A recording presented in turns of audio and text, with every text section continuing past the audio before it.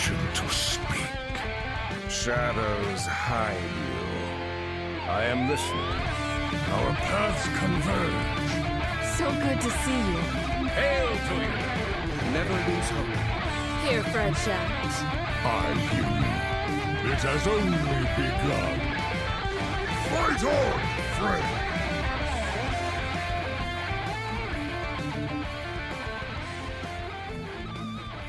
Welcome to episode 485 of Concede, a Hearthstone podcast dedicated to making the competitive side of the game more accessible to you.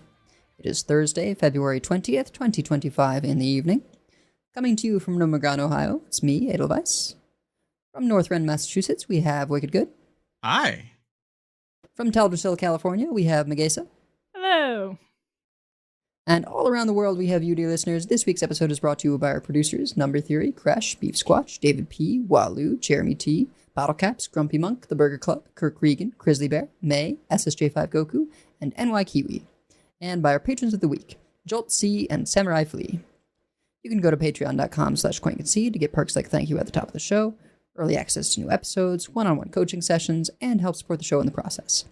If you would like to support the show but cannot do so monetarily, please consider leaving us a 5-star review on your podcast feed of choice, as it always helps other people find the show. So, Life and Ladder, we're in that time. the in-between times, particularly bad because rotation is nigh. And Franken Meta's going to be pretty nuts this time. But yeah, I feel like we have gone to our, base natures regardless of performance.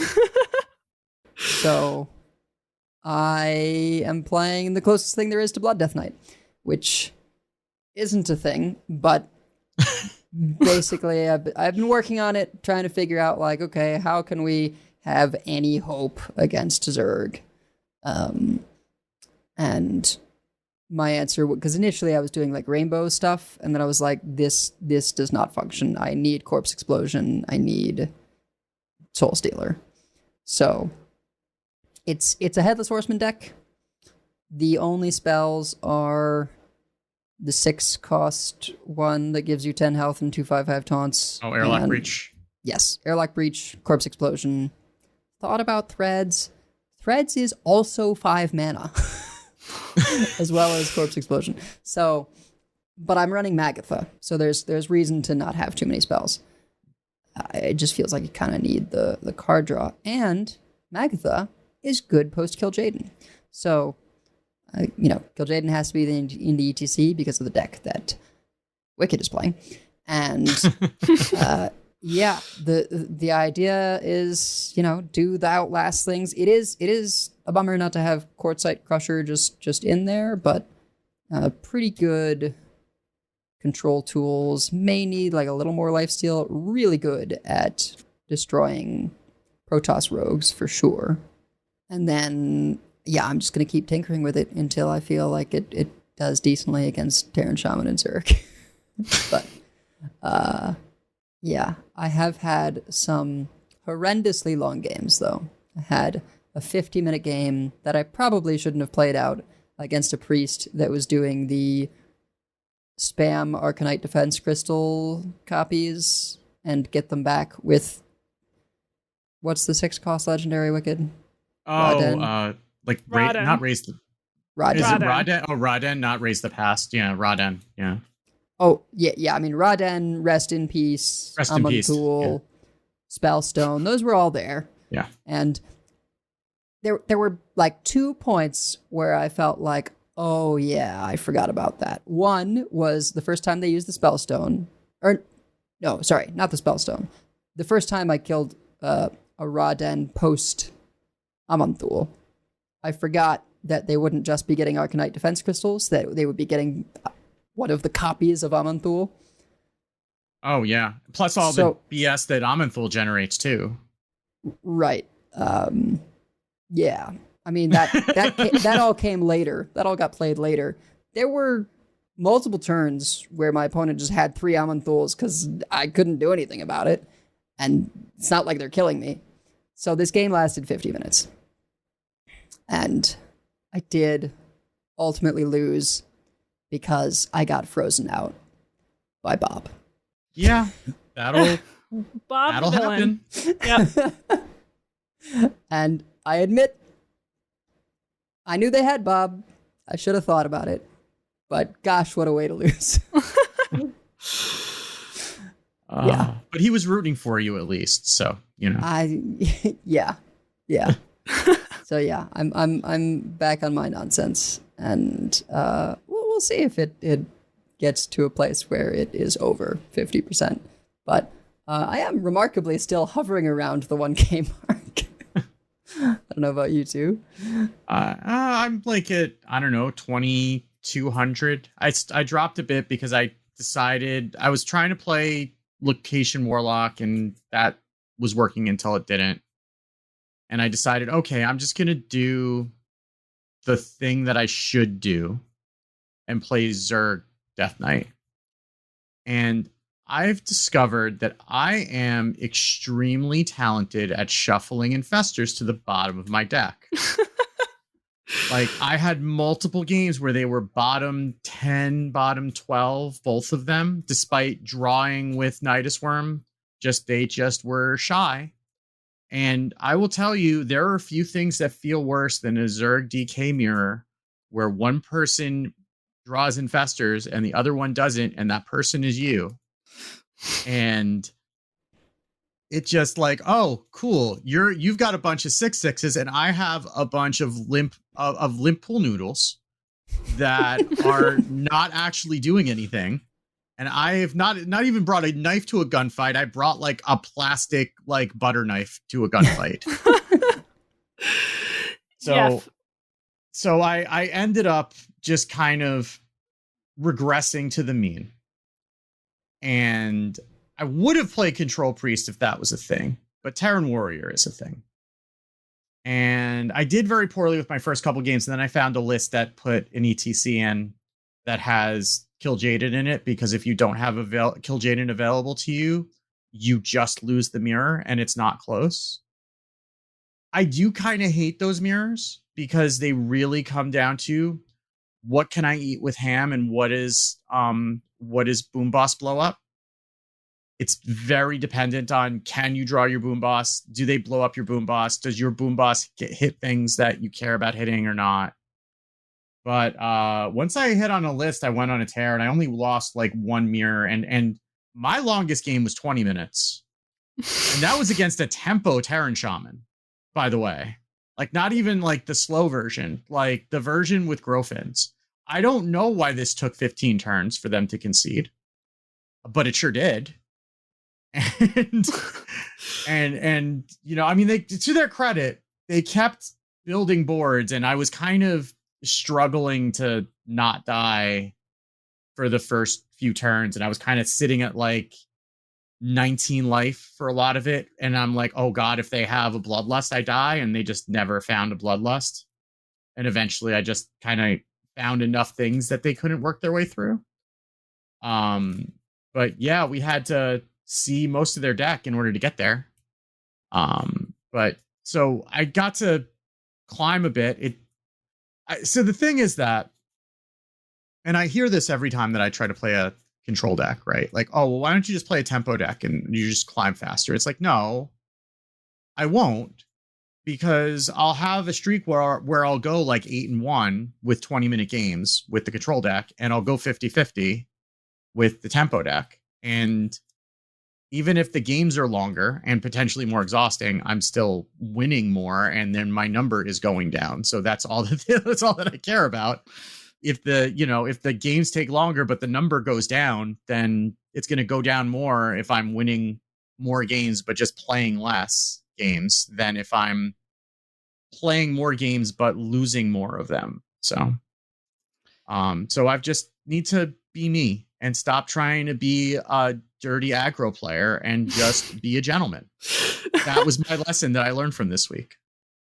Plus, you're more upbeat about it, and we enjoy saying that. Yeah, I mean, it's like, I don't, like, and I know that this isn't really the way that it is, but it feels like when I play a tempo deck, when I play a tempo deck poorly, then I feel like I don't have a lot of agency, and it's probably because I'm making poor decisions, right? But at least like, because I feel like, oh well, I just like none of my cards do anything. What am I even doing playing? If I'm playing a control deck and I'm losing, generally I know why. Like I may not have been able to do anything, but at least about it. But at least I can pinpoint like, why did I lose? What mistakes did I make? Whereas with a tempo deck, either I don't know what I'm doing, which is entirely possible, or I know what I'm doing and it doesn't feel like I had any control over it. Like the Zerg deck was a perfect example. Like, well, I played that about as well as I could with 2 Infestors in the bottom 10. But, you know, at the end of the day, if those, I've realized I just hate the decks that just like rely on drawing one card that there's 2 copies of without a reliable way to tutor it, just because. Yeah.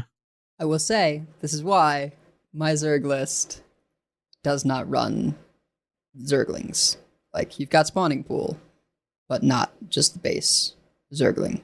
Just 2 cards fewer. It's 2 cards fewer, but it's not fixing the problem, right? Like, you still have to run a lot of Zerg cards, and you're still going to miss with Nidus Worm a fair amount of the time. Yeah, but when you've got a targeted draw like that draws 2 cards of the faction. Yeah. I feel like it is more impactful to make a shift there. For those extra percentage of it's helping. It's helping the numbers for sure, but like we're still running like 2 Baneling barrages, 2 spawning pools. Even if you take out the Zerglings, right? Then there's still 2 Hive Queens, 2 Infestors, 2 Nidus Worms, 2 Vipers. That's like what, 12 cards? Assuming one of them is the Nidus Worm that you're playing, so 11, and you're only drawing 2 of them, it's still like a coin flip at best. I mean, Brood Queen is also a house, and oftentimes is finding Infestor. Not when I play them, they're not. Over time, I don't know. I always will keep a coin Brood Queen. No, but that was the thing too, is like I was doing that and I was playing, well, they're Hive Queens now. We'll talk about that later too. But like I would do that. I'm like, oh, great. I got a Zergling out of the larva. Fantastic. And every time, like I would get Infestors when I already had them. If I didn't have an Infestor, never rolled them. Like maybe once. It was, and even when it does roll them, like you're not necessarily set up to take advantage of it, you know? Like, because you might be waiting for like a Death Growl or a Yodel or whatever. It's like, well, when it rolls out an Infestor, I'm playing an Infestor right now, regardless of whether I can take advantage of it or not. So, well, I think it's sometimes easier to know why you lost with control versus with aggro. I think, you know, obviously, if you can't find an Infestor any possible way, then that's just frustrating. But I think this actually goes to show why aggro is not just play the green card. Oh, yeah. You know, because there's a lot of, you know, and because I play more aggro, I think I have a little bit of the opposite where I'm more likely to kind of know what happened with tempo than without. But ideally in a tempo deck, most of the cards are green. So it's not just play one green card. So which one do you play for the maximum tempo without overextending, right? And that can be hard because you're still having to anticipate what your opponent has, but just in a different way. Like the control deck has to anticipate, like, where are my opponent's threats? Do I have ways to answer them? The proactive deck has to say, you know, what types of answers might they have? What types of punishes do they have? How much can I develop? What type of development is going to be most awkward for them? So I will say I thought I've been doing very well with that same priest deck I mentioned last time. It's aggro, but really kind of more mid-rangey Protoss priest that isn't just running zealots, it's also running Mothership. And I think maybe this was kind of what the Mothership deck needed to be, because we do have charge with the Protoss decks, right? And we don't have, at least right now, we'll see after rotation, but priest doesn't have the best controlling tools. So maybe we just play it more aggro, and that's like how we have the board. So I've been doing really well with it. I have like a 65% win rate over like 50 games. I'm in the 300s. Okay. So I've been very pleased with that. Then I did a coaching on this deck yesterday, and we went like 1-3 or 1-4. Yeah. So it just goes to show that this does happen sometimes. Now, we did run into a bunch of Zerg Death Knights, which is, I think, our worst matchup. It's not unwinnable, but basically, if they get their Zerg draw, I mean, if they get their Infestor draw, basically, if you're not facing WickedGood and they get their Infestor draw, then it's very hard for us. If they get a normal draw, we have to get a good draw. If they get a bad draw, then, we're okay. But in general, the deck works pretty well in that, like, I'm almost always going to when I play the Mothership, which is about turn 8. And then, like my average length with the deck is like turn 8, turn 9. Occasionally, I smork them down earlier, but just as often, I'm waiting for the Mothership to give me my win condition. And you're trying to spiral the sentries earlier. That was the problem that we were having in the coaching, was that we were just not being able to get our sentries going well enough. There's definitely a tension there between we want to get the sentries out, but we want to make sure that we can copy it if possible instead of just playing it out and it dies. Like there's so you want some tempo, but if you have something else to play on too and you have a way to copy the sentry later, maybe do that, would be my advice for anyone playing this deck. I did have one game versus Jombray. I had like an 8-game win streak. Been beating some weapon rogues, I'm beating weapon rogues. And then I run into Jombray on rogue, and I'm like, this is not going to be a weapon rogue, is it? Because no way would he just play regular weapon rogue. I mean, maybe he has, but he wasn't this time. He was playing Bellerock Starship Rogue. And I thought, well, at least that's like a little less efficient, but not when you're Jombray. It's very efficient when you're Jombray, and he killed me in like 6-7 turns flat. So, and then did what I believe is a sincere well played at the end. So I still would have been done for the day, though. Like, it's better you than me. Because, like, that would have just ended my session at that point. Even knowing it was John Bray, like, losing a Velorock, be like, okay, I'm out. I'm done. That's enough Hearthstone for the day. It was more the charge damage from the Velorock than anything else. I think I did manage to deafen the Velorock. But then there was, of course, other stuff. And, yeah, I mean, in life news, not too much. My cat is a menace. She was in the litter box today. And then I came out of the bedroom and she wanted her food and she wanted a pet so badly that she like ran out of it when she wasn't done yet. Oh, God. So there's like drips along the floor. And then today we were like finally ready to record, like just sitting down, and then she barfs in the hallway. And I'm like, really? Now, and then she had just eaten. So she was like, give me more food since I barfed at my old food. I'm like, no, maybe in a little bit. I don't want you to just do it again. So she's probably due for the vet checkup soon anyway. Sounds like it. Somebody is. That's for sure. Like, please fix my cat. Well, we have non-cat barf related news. Because we got a new expansion reveal and expansion reveal accessories. So I think we should talk about that. Gadgets and Gazette always gets the scoop.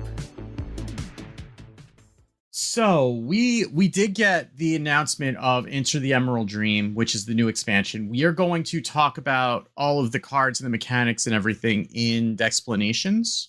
So I will point out that is happening and stay tuned for that. But we wanted to cover the rest of the news that's not related to that, so then we can talk about all of the expansion news all at once. We also knew that this was coming this week after we got the announcement last week.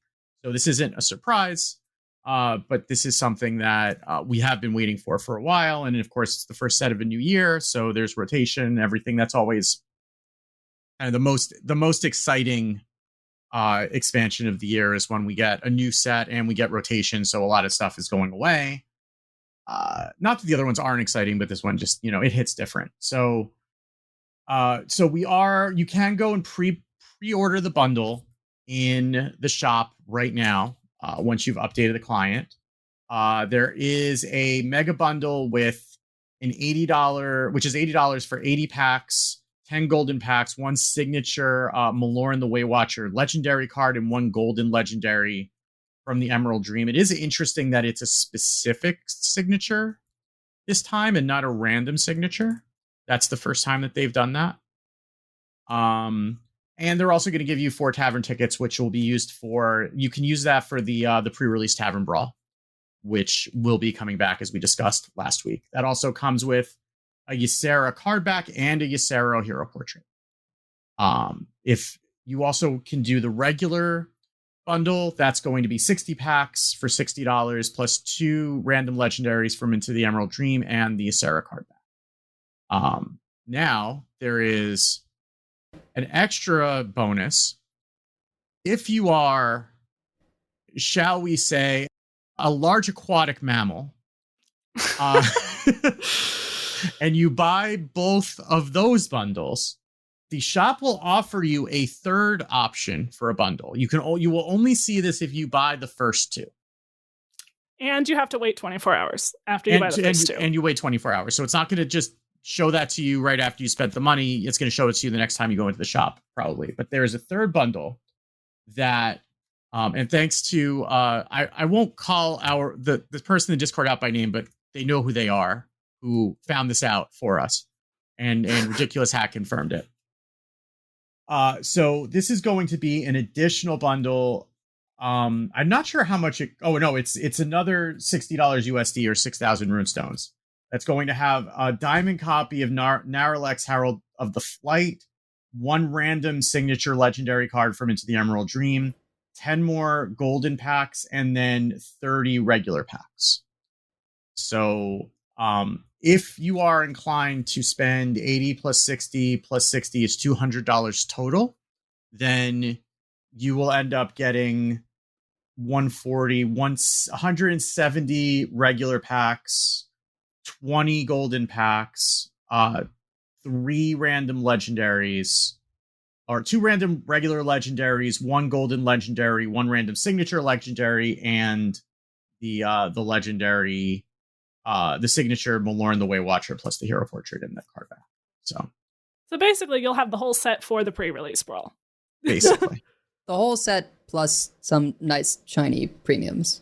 Yeah. And basically, even if you don't open the whole set, you'll have the dust to craft the legendaries you're missing for sure. almost certainly. Yeah. I mean, look, thinking about Magic prices and what it takes to get the whole set, play, enough copies of everything, that's still not that much, but in Hearthstone terms, $200 is a lot. Yeah. Yep. I will say we had Dragonbird, our resident Reddit corrector. She frequently responds to people on Reddit who are incorrect, helping Hat out there, and has noticed that often people will say it takes 300 packs to open an entire set. But that would be if you got no legendaries from anywhere, but they always give you legendaries, even if you're not buying the bundles. So, and if you crafted nothing. And if you crafted nothing, which a lot of people who are the type of people who buy these bundles have a lot of dust sitting in their account. It's really the people who are not buying the bundles in general who are having to watch the dust. So, and almost everyone crafts something. So, and plus you end up accumulating standard packs. You end up accumulating class packs from buying portraits. That stuff will all kind of contribute along the lines to getting the dust to be able to craft the other cards too. Plus, we're about to rotate. So if you have extras you haven't dusted, that might be a good time to do it. If depending on how much you care about Wild, you might dust some cards. Though I will say, and this is it matters but doesn't matter. For the purposes of the Tavern Brawl specifically, which we'll get to, I believe it still functions that the standard packs will not turn over. It won't. Until it is out. Correct. So, at least for playing in that, you won't be able to use those. So, unlike before, where we would say, "Oh, open your standard packs first." If you want to do the Tavern Brawl, you just can't do that approach, right? So, I want to circle back to the signature Malorn. I actually really like that they are giving everyone this one, because if there are signatures of the other of the cards it generates. Oh yeah, And yeah, you'll get yeah. then you'll get to see and play with the signature versions of those cards. And that's always nice. Like I used to play with people in Philly who would specifically craft, before opening packs, craft in golden any legendary they wanted that would create other things, or really any card that would create other things, because then you get the premium version of those other cards as well. Yeah. So it is, if you're not interested in that, and I don't know how much play that legendary is going to see specifically. If you're not, kind of feels like a little bit of a step backward. There's pros and cons. Yeah. I mean, in my case, it's almost always a rogue signature, so it's worthless anyway. But, I mean, it is, something where you would be able to get a random signature that is only openable in packs. I don't know. I mean, presumably that's the only way you can get a signature Malorn, but it feels a little bit different when it's the one that you're getting. I mean, maybe for some people it's a positive. I'm not sure. But I mean, to me, I feel like my luck with I feel like I would rather know which sig I'm getting. It partly, I think the art for this one is cool, and I think, and I would guess that Malorn will be playable in at least one of the 6 Imbue classes, which we'll talk about Imbue in a minute. Yeah, so I mean, it allows you to make in some ways a more informed decision. Like, do you want this particular signature or not? Yeah. Yeah. And it's neutral. So, I mean, even if you don't go for imbuing it, you can still play it and get, like, if the cards it generates are that good, that even without making them reduced in cost, you can still run it. So, yeah, I think it's going to vary person to person whether you feel like this is better or worse. I similarly have not always had the greatest luck, such as the no Sif for a very, very long time. Yeah. Wow. I think I had great luck not the first time we had SIGs, but the first time we had the full color SIGs. I got like at least one priest one, and then ever since, not so much. But if you do want a free legendary, you can log in right now and get Ysera Emerald Aspect for free right now in the client. You probably have already seen it. But that is available to you right now. So that is a 9 mana 4/12 with a start of game effect, increase both players' maximum mana by 5, and Battlecry gain 3 mana crystals. I have seen so much less of this than I anticipated. Same. I was expecting to see it all the time, and it really hasn't been as much of a thing as I thought it was going to be. I'm really the only one out here doing this. Okay. Well, in fairness, the one control deck, I guess Shaman's kind of a control deck, like the slow Terran Shaman, but the one control deck already runs New Heights, so it doesn't need to give them to their opponent as well. And I did try it in the slower Shaman and realized you actually don't need that much mana. Yeah. Like, you get to a point where if they're not dead, you don't need 15 mana.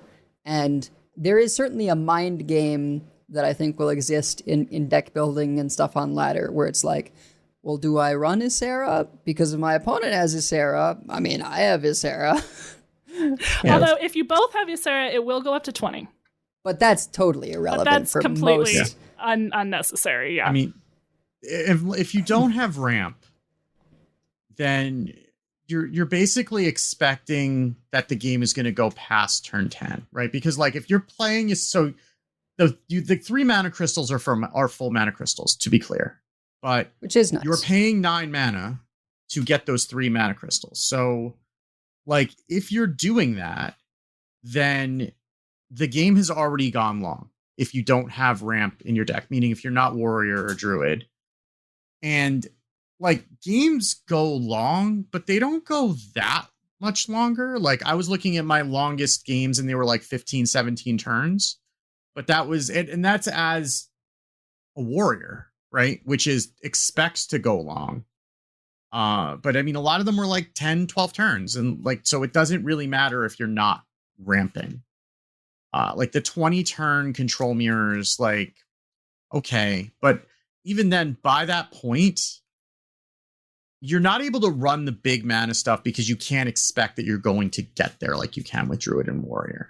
So I basically built a deck to take advantage of this, right? With my Headless Horseman, because it's like you're generating undead from that hero power, and then you're generating demons from Kil'jaeden. And so we would get to points where it's like, well, we both have 15 mana crystals, but I'm generating all this value every turn. If you don't have a similar value generation, then, the warrior is floating a bunch of mana. Yeah, that's an interesting way to do it. At that point, it becomes less about mana than cards for a lot of people, but it lets you play all those cards that you're generating. I think the only other way I could see this really being valuable is if you only expect it to be active for a turn or two, but you have something that's a big like OTK-ish thing, or like you have something that costs more than 10 mana that you want to do on one turn.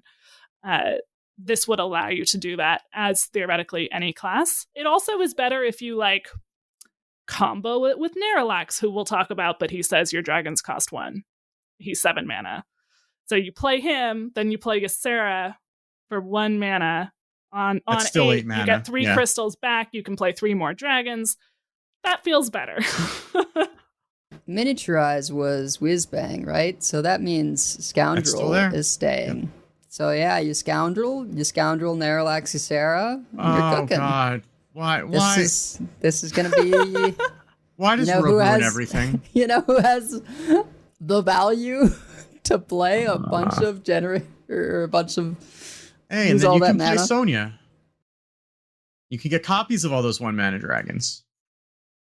Good point. That's right. So you can Naralax with Sonya and play Ysera twice to ramp 6. You get the mana back because because they're full mana crystals. I'm starting to feel like Magase's cat now. Like and then you play. I don't actually know what Burgle cards are staying around. Does it matter at that point? Really, Rogue just gonna like vomit burgled cards all over the game, and it doesn't matter. We'll get there, but they have a new legendary. Yeah.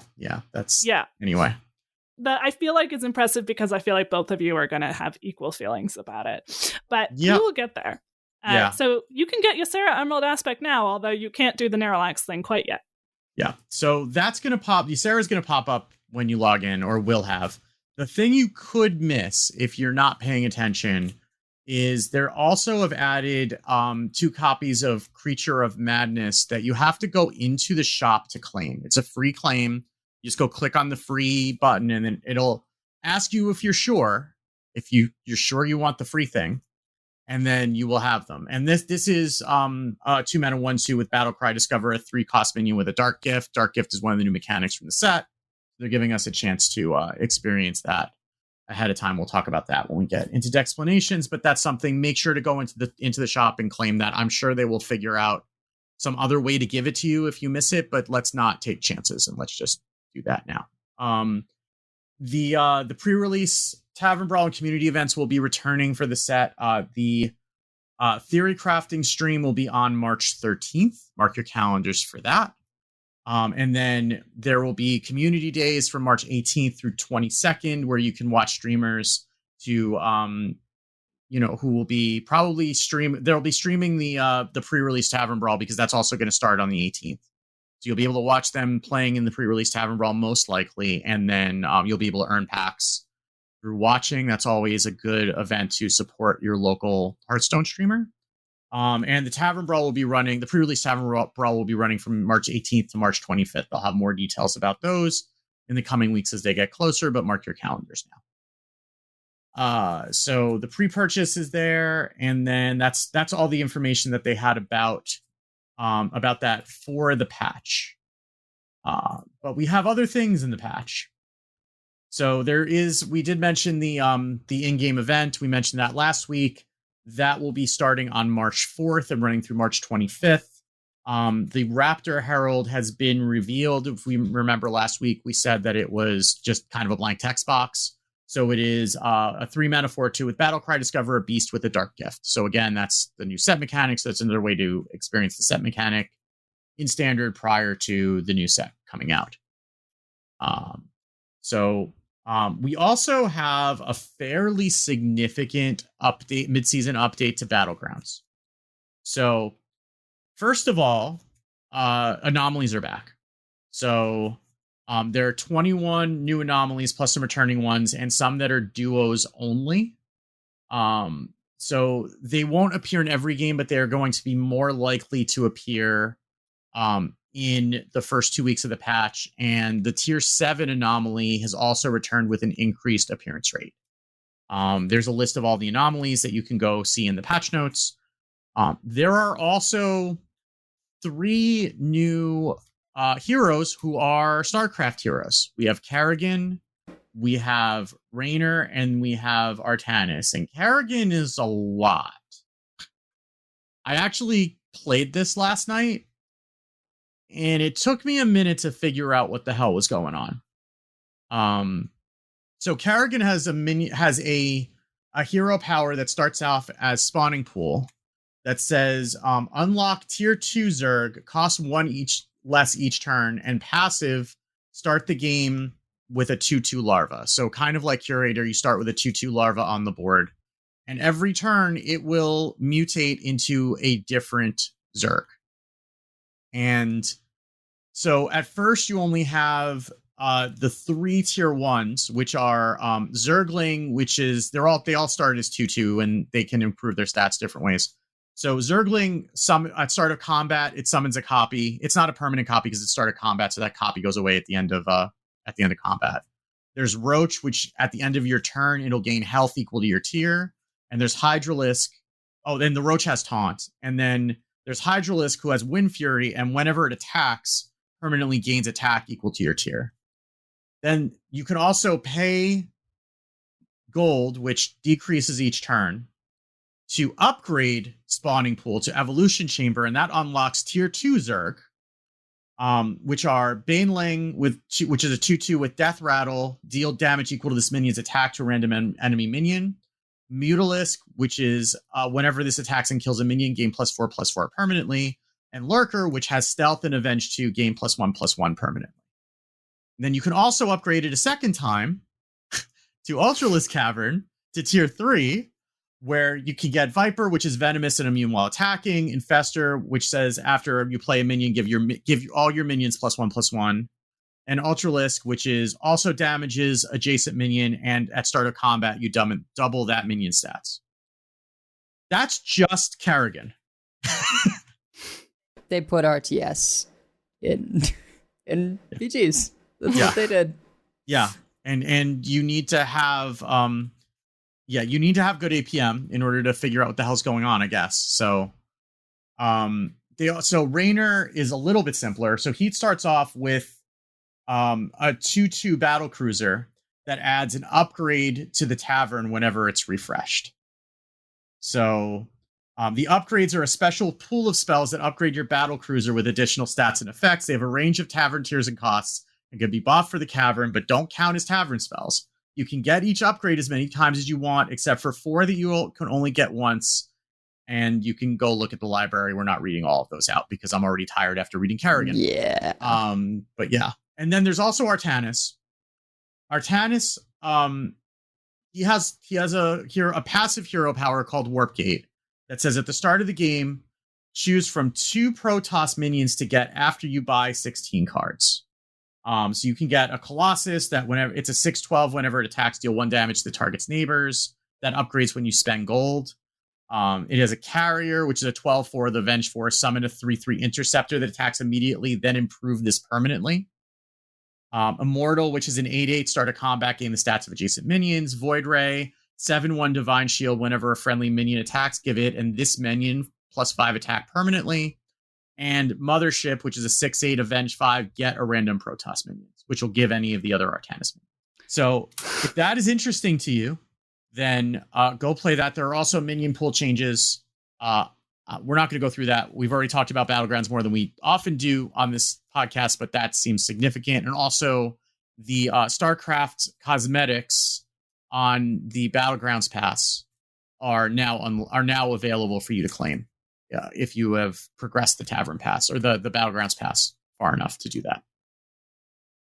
Those have been locked up until this patch came out. So that's Battlegrounds. It is pretty cool. Yeah, so you can go read into that a little bit more if you're interested.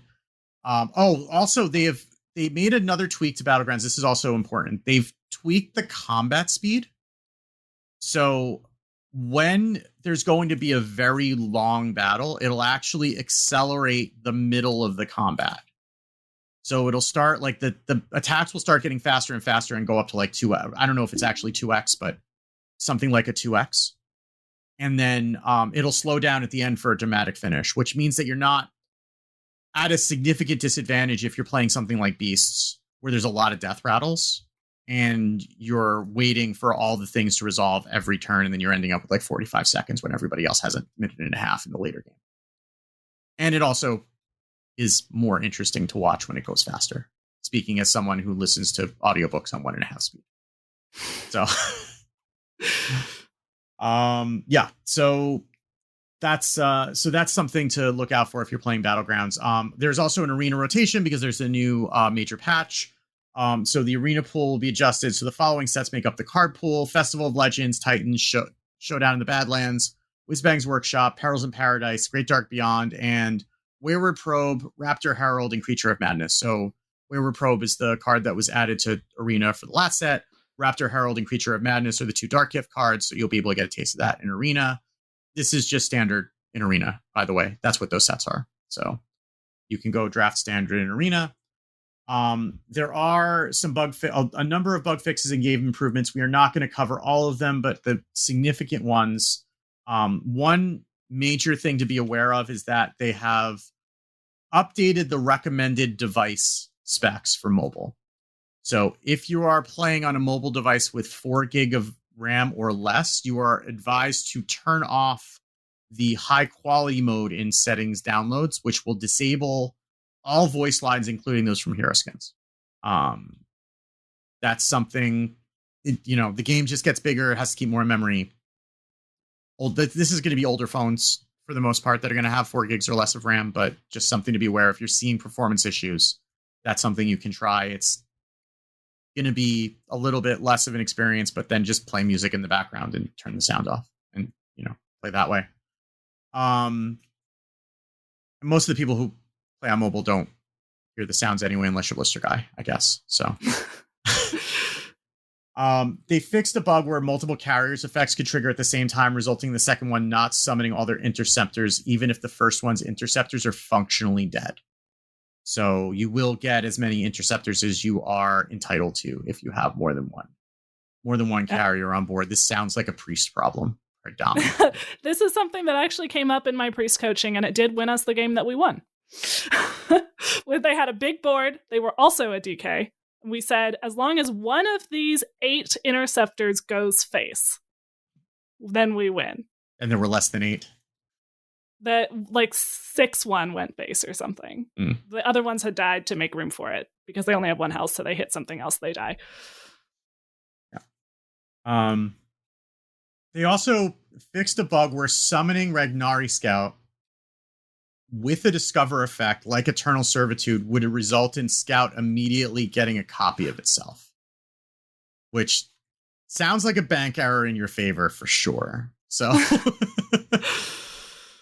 and they changed the name Brew Queen to Hive Queen to better match the lore. I am not going to read this whole Reddit screenshot that we have in the show notes, but you can go look at our show notes. There's a post from Reddit that explains why there are a lot of names you could choose for that one, but Brew Queen ain't it. And they landed on Hive Queen to replace it, which is closer to the lore, though Hive Queen is also not a name that exists in StarCraft, but apparently there's a different unit in StarCraft called the Brew Queen that is nothing like what we have and it doesn't lay eggs or anything. So that's something that you can go peruse. But we, if nothing, we need to be historically accurate in this representation. So there are also, as we get with any new patch, there are known issues. There are the new pixel art style signature StarCraft cards that we'll get to when we talk the shop updates.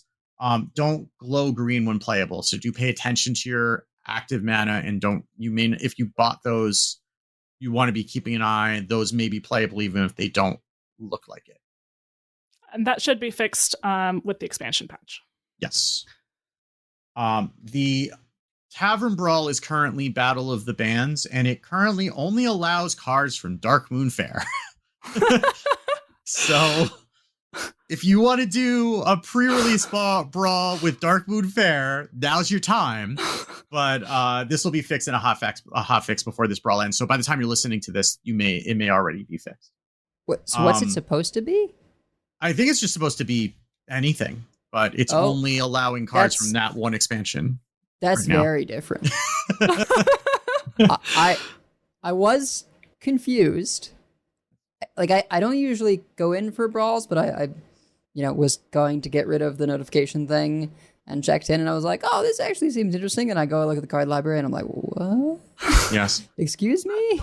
And landed on, I guess, Rush Warrior, where it's like apparently the meta thing. Back then.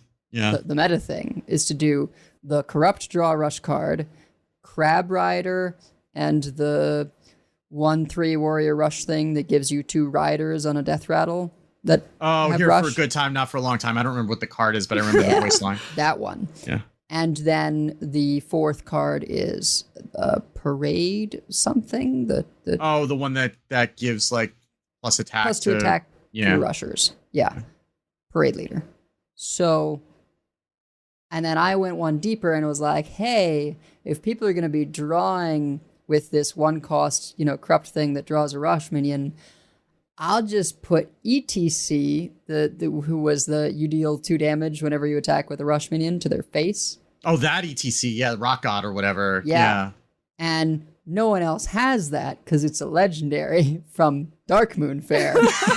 And I win in fatigue because I just have, 4 actual things instead of a thing that replaces itself card-wise.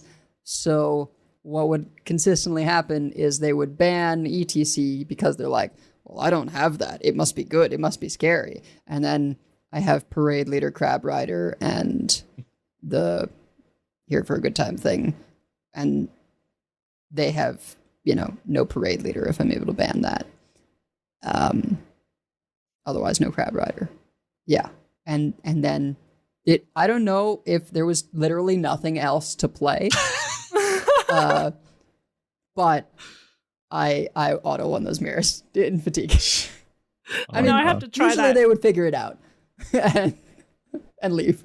Well, it does sound like something got corrupted with that Tavern Brawl for sure. So. Yeah.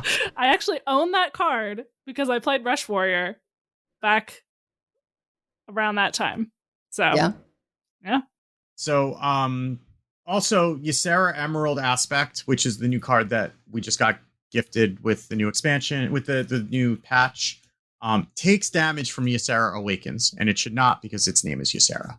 So, be aware of that. I suppose if you're double Ysera-ing, then be careful with that. And also, we'll get to possibility of why later. Yeah. And there's the new, we'll get to this in shop updates as well, but the new Gen Greymane Diamond Hero skin makes your hero unable to be targeted or grabbed for an emote or attack for a period of time during its transformation animation. So they'll fix that as well. But speaking of shop updates, so yeah, we do have these pixel art, really pretty.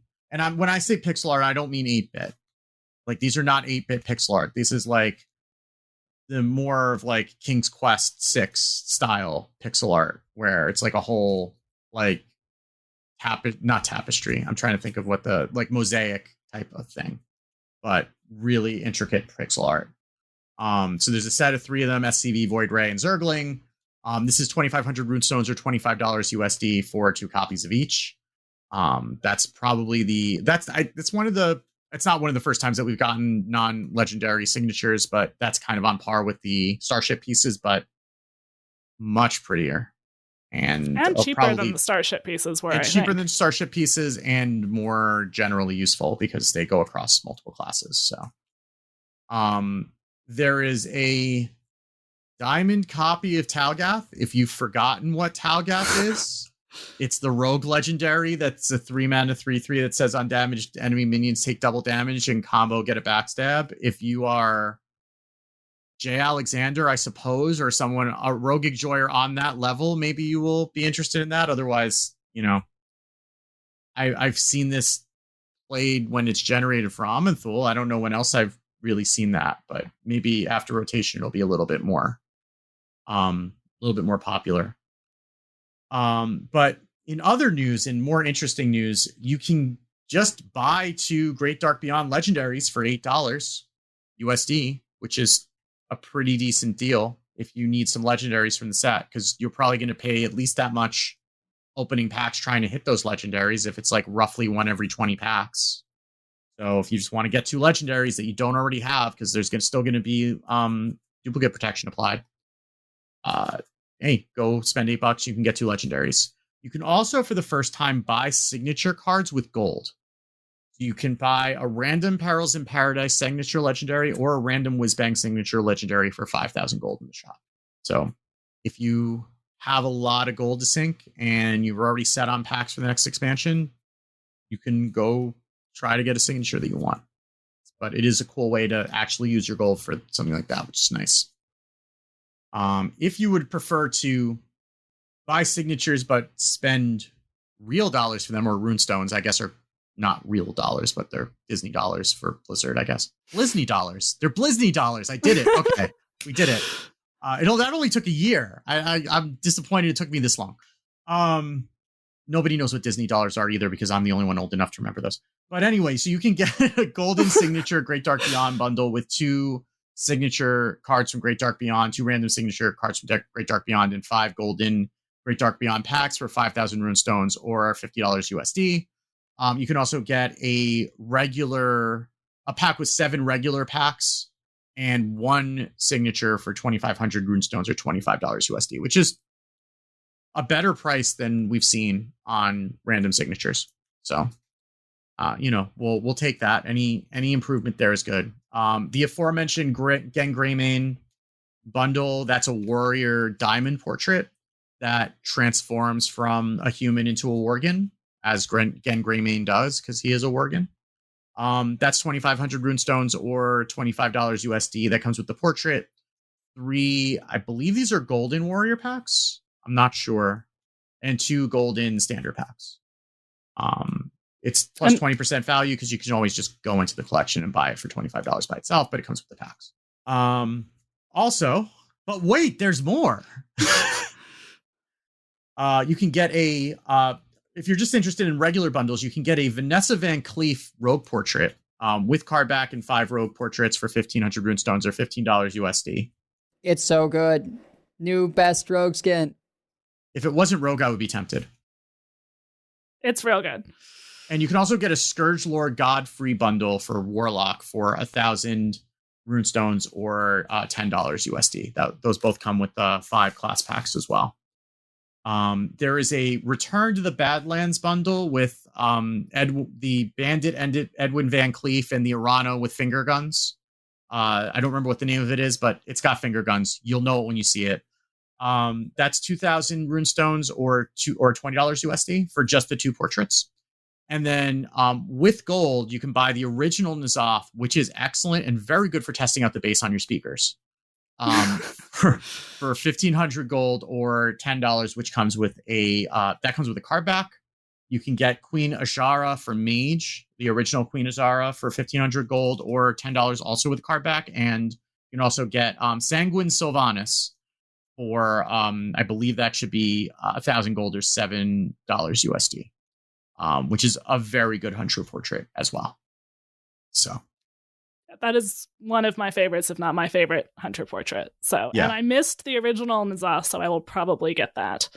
The bass on the voice is fantastic. And that's everything. Oh, wait, we have a new expansion to talk about. So why don't we do that?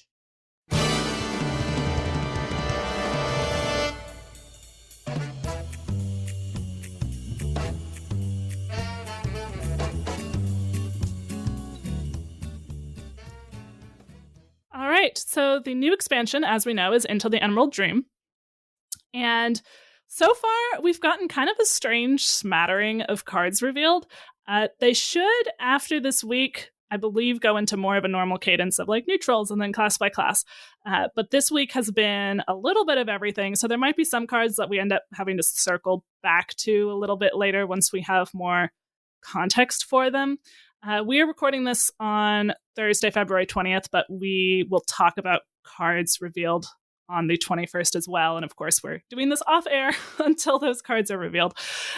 So it'll be everything from the first week of reveals. We wanted to start with just what the mechanics are for the expansion. So we have kind of two new keywords. One is Imbue. Imbue is really only available for 6 classes: Druid, Hunter, Mage, Paladin, Priest, and Shaman. There are some neutral Imbue cards, but if you're not one of those classes, then playing them literally does nothing. Kind of like if you weren't a Galacrond class and you tried to invoke, it didn't really do anything.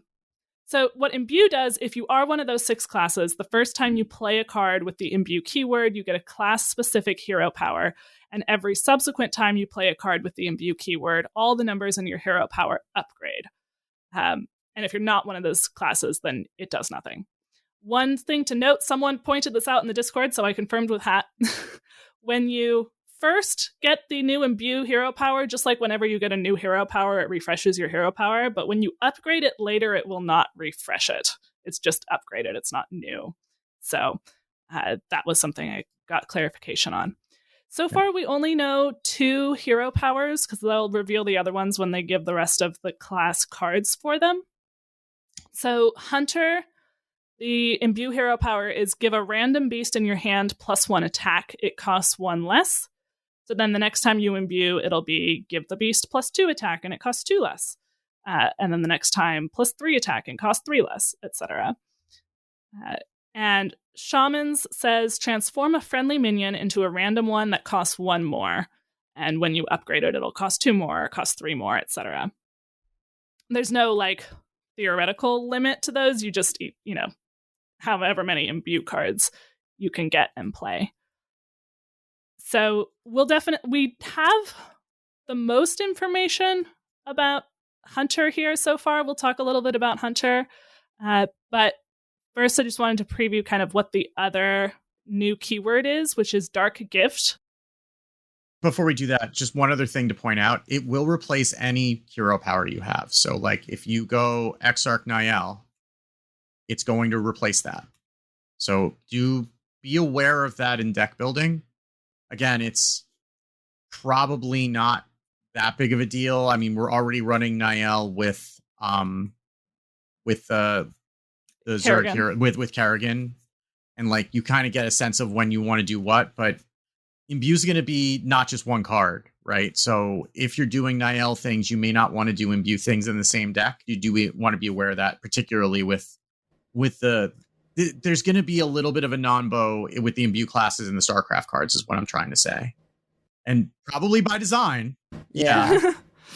But just be aware of that if you do Imbue and then you play your StarCraft hero or whatever, and then you Imbue again, you're going to blow away that hero power.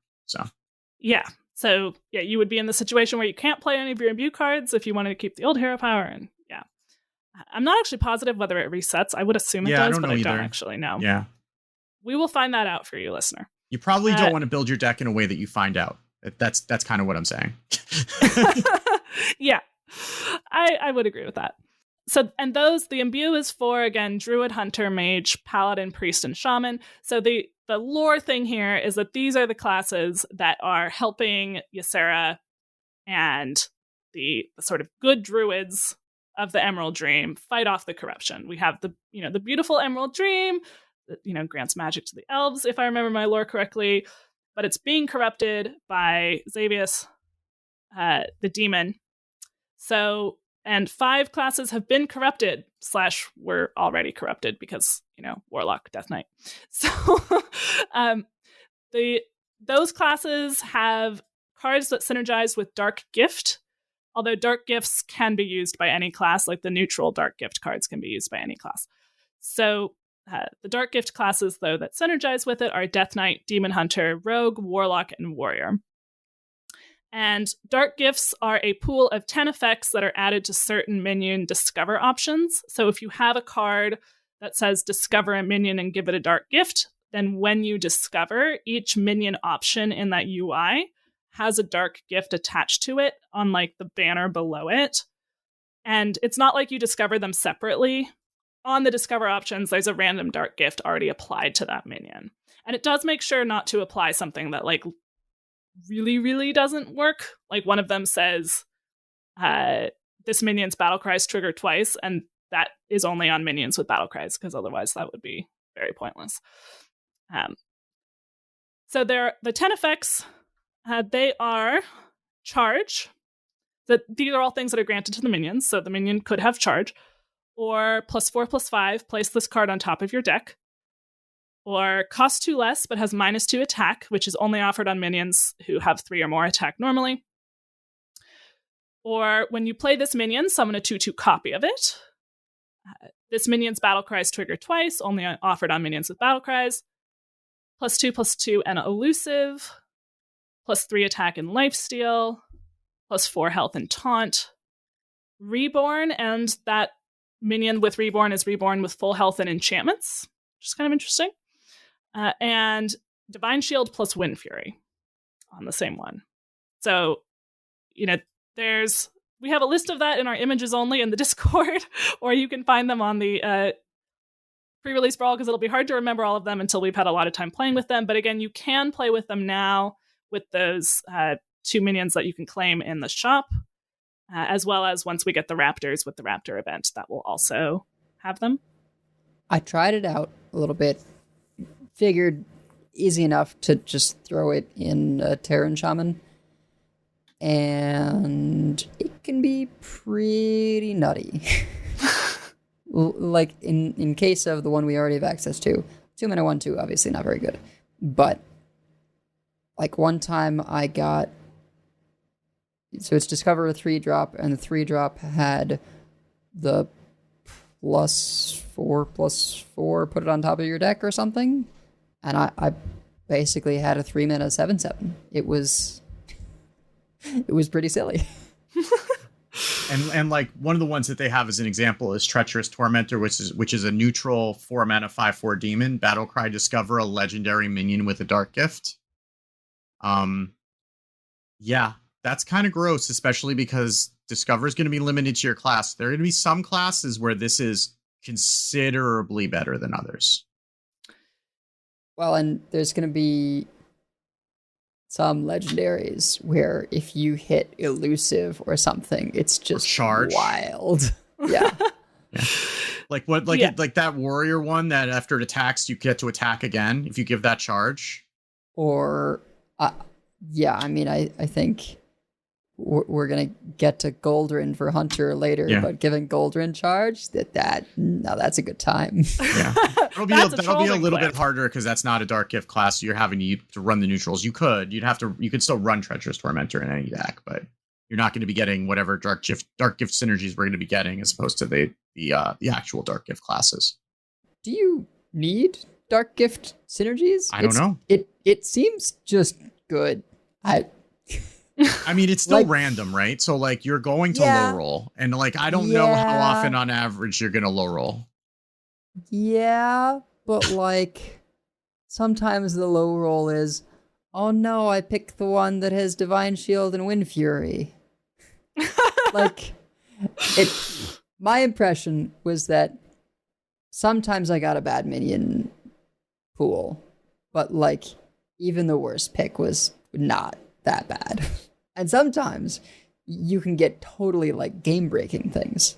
So yeah, I mean, anything that has enough time, and even fast decks, can still sometimes spare 2 mana to get something that's, a lot of these add quite a bit of stats on. And the ones that add stats like are better on a cheaper minion, unless you're looking for get something big, elusive, for example. But like a cheap thing with +4 health and taunt could be really good in certain circumstances. Oh god, there's going to be a Trollden clip probably on day one where someone discovers a version of Sonya with summon a 2/2 copy of it.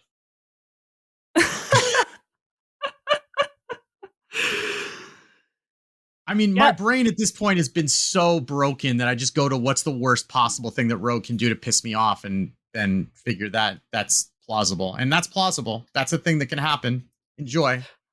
Or they have a Sonya, and then they do the discover a legendary with the Dark Gift, and they get a Sonya that costs 2 less. Oh no, but she doesn't cost 3 anymore. Yeah, she costs 4. Yeah. Thank God. Thank God. Okay. Phew, we're safe. We fixed it. Yeah, the meta's not ruined. All right. So it is a little bit uneven in that like the non-imbue classes really can't use imbue at all, and the imbue classes can use dark gifts. But on the other hand, the dark gifts seem so powerful that if you also add synergies, then like that might just totally make up for it. There's also a couple themes that are not keywords. So one of the legendaries for each class will be a wild god. Or like a corrupted wild god, depending on which side of the class divide. This is not like a mechanic. It's not like Titans or Colossals or something. It doesn't have a particular, they all have their own mechanic. The ones we've seen a couple so far that were 9 mana. I don't know if that's going to apply to other ones though. Well, Malorn's 8 mana, right? And that's true. Yeah. And that one's neutral. So it mostly matters because, at least so far, there's a card called Malorn the Waywatcher that allows you to discover a wild god. So it will be out of that pool. There might be other cards that mention wild gods, but they don't have like a specific mechanic. And lastly, there is going to be a choose one card for everyone, which is kind of fun. Not just Druid this time.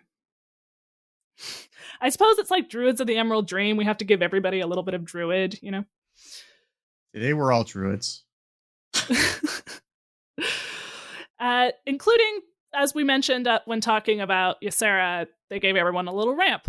They gave everyone a little choose one. Although Ysera's not actually ramping you. She's just increasing your max until you play her. Yeah.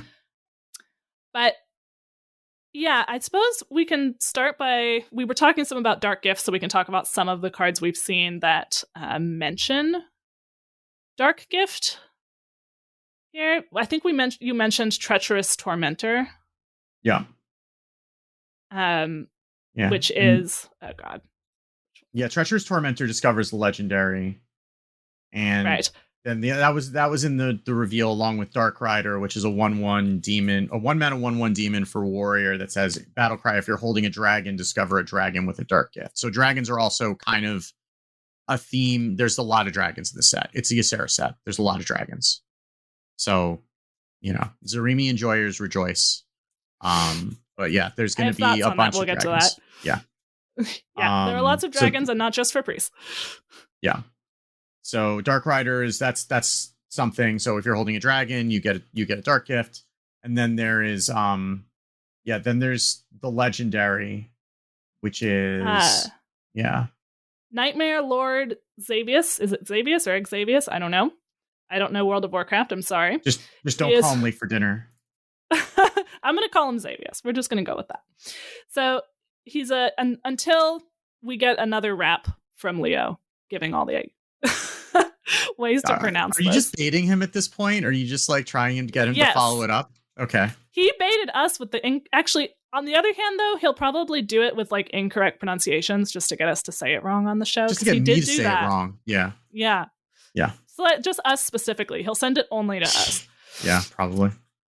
So Nightmare Lord Xavius is a 4-mana 4/4 demon, legendary, neutral. Battlecry, discover a minion from your deck, give it a dark gift. Again, Sonya.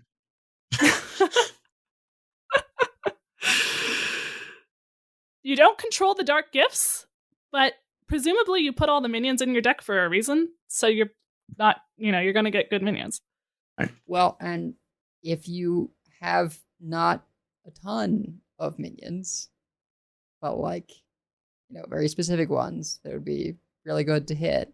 Yeah, we'll have to see whether this is just like, throw it in there and it's good on anything, or if it's like, well, I have this more curated pool, all of which, have multiple dark gifts that could be really, really good on them. But this one is a little spooky. Yeah. I mean, it is a legendary itself, right? So yeah, I mean, on the bright side, this is technically priest card draw.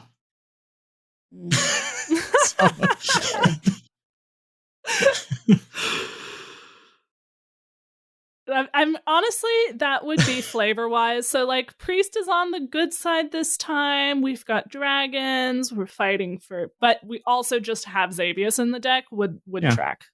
Secretly evil. Yeah. We're in rehab, but it's not taking.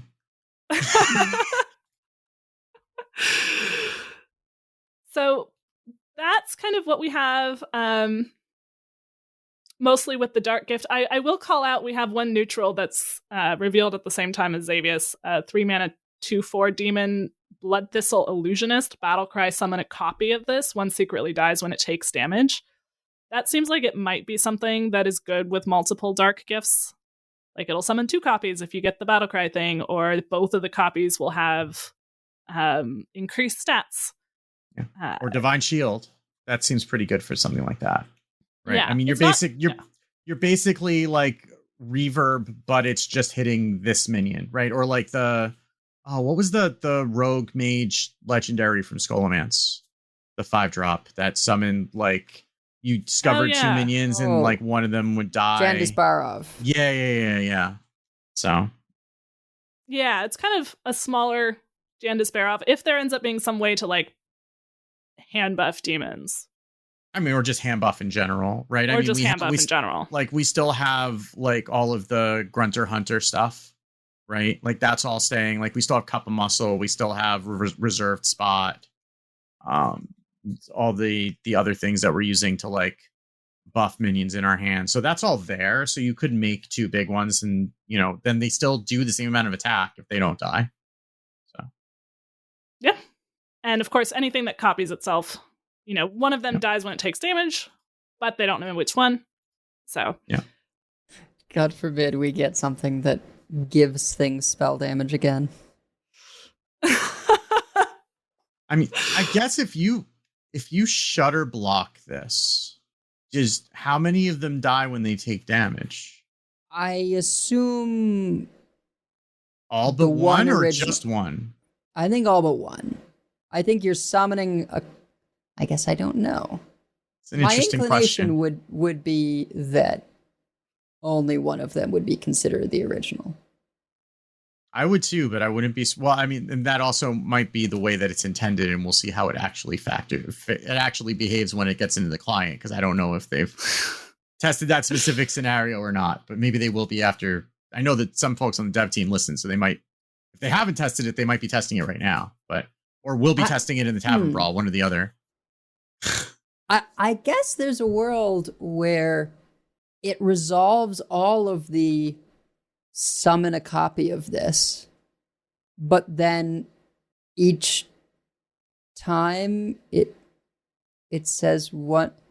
I mean, if you figure that it's 3 coin, if there's like 3 coin flips, right? Then you could end up that they all land on the original one that's spawning the copy. I honestly have no idea. There's like hurts. arguments all of the ways, but I wouldn't be surprised if it's sort of like it then activates all of the, choose one that dies secretly.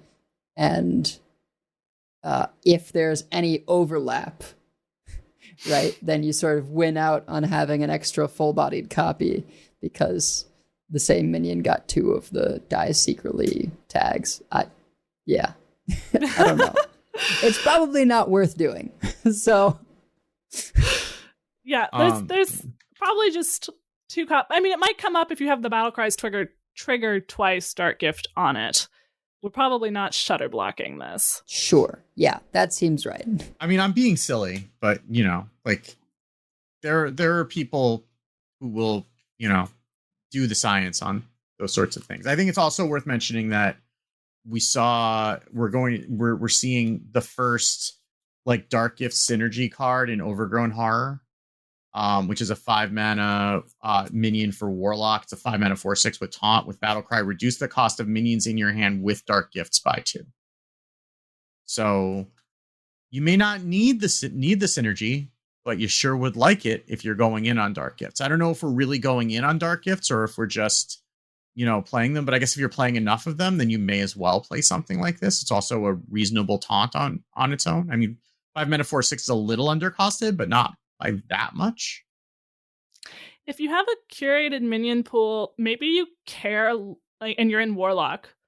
You play like Xavius on 4 and this on 5. Maybe you care less about like which Dark Gift you gave your payoff legendary and care more about the fact that it's cheaper.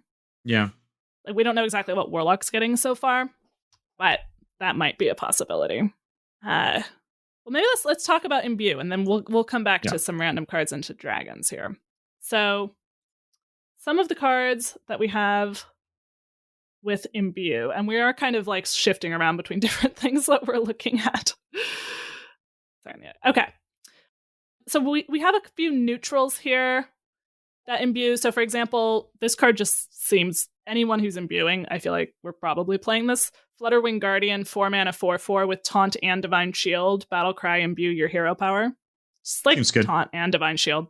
Yeah, it's not like bad stats wise enough that you would consider cutting it the way that like some of the Excavate cards were or other things.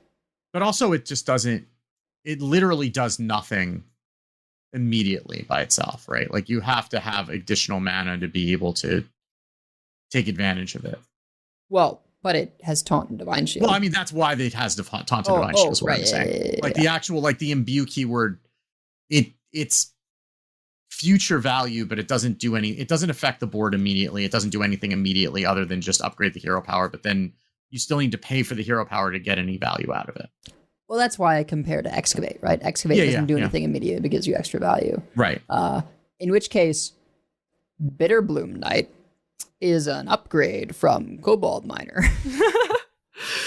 This is a 2 mana 2/3 common that says Battlecry, imbue your hero power. So instead of a 2 mana 1/1, you get a 2 mana 2/3. So okay, yeah. There is, and then of course for all the imbue classes, there are going to be class specific minions. So Hunter has Umbra Claw, 4 mana 5/2 beast, rush, death rattle, imbue your hero power. And Shaman has Living Garden, which is an elemental 3 mana 2/3 Battlecry, imbue your hero power and reduce the cost of a minion in your hand by 1. Yeah. So it is understated, but yeah. But reduced it by has 1 to be doing things that you want to be doing anyway, right? So yeah. So, and we'll talk about, there's kind of a beast theme in Hunter, because we've seen the Wild God legendary for Hunter, which is Goldrin.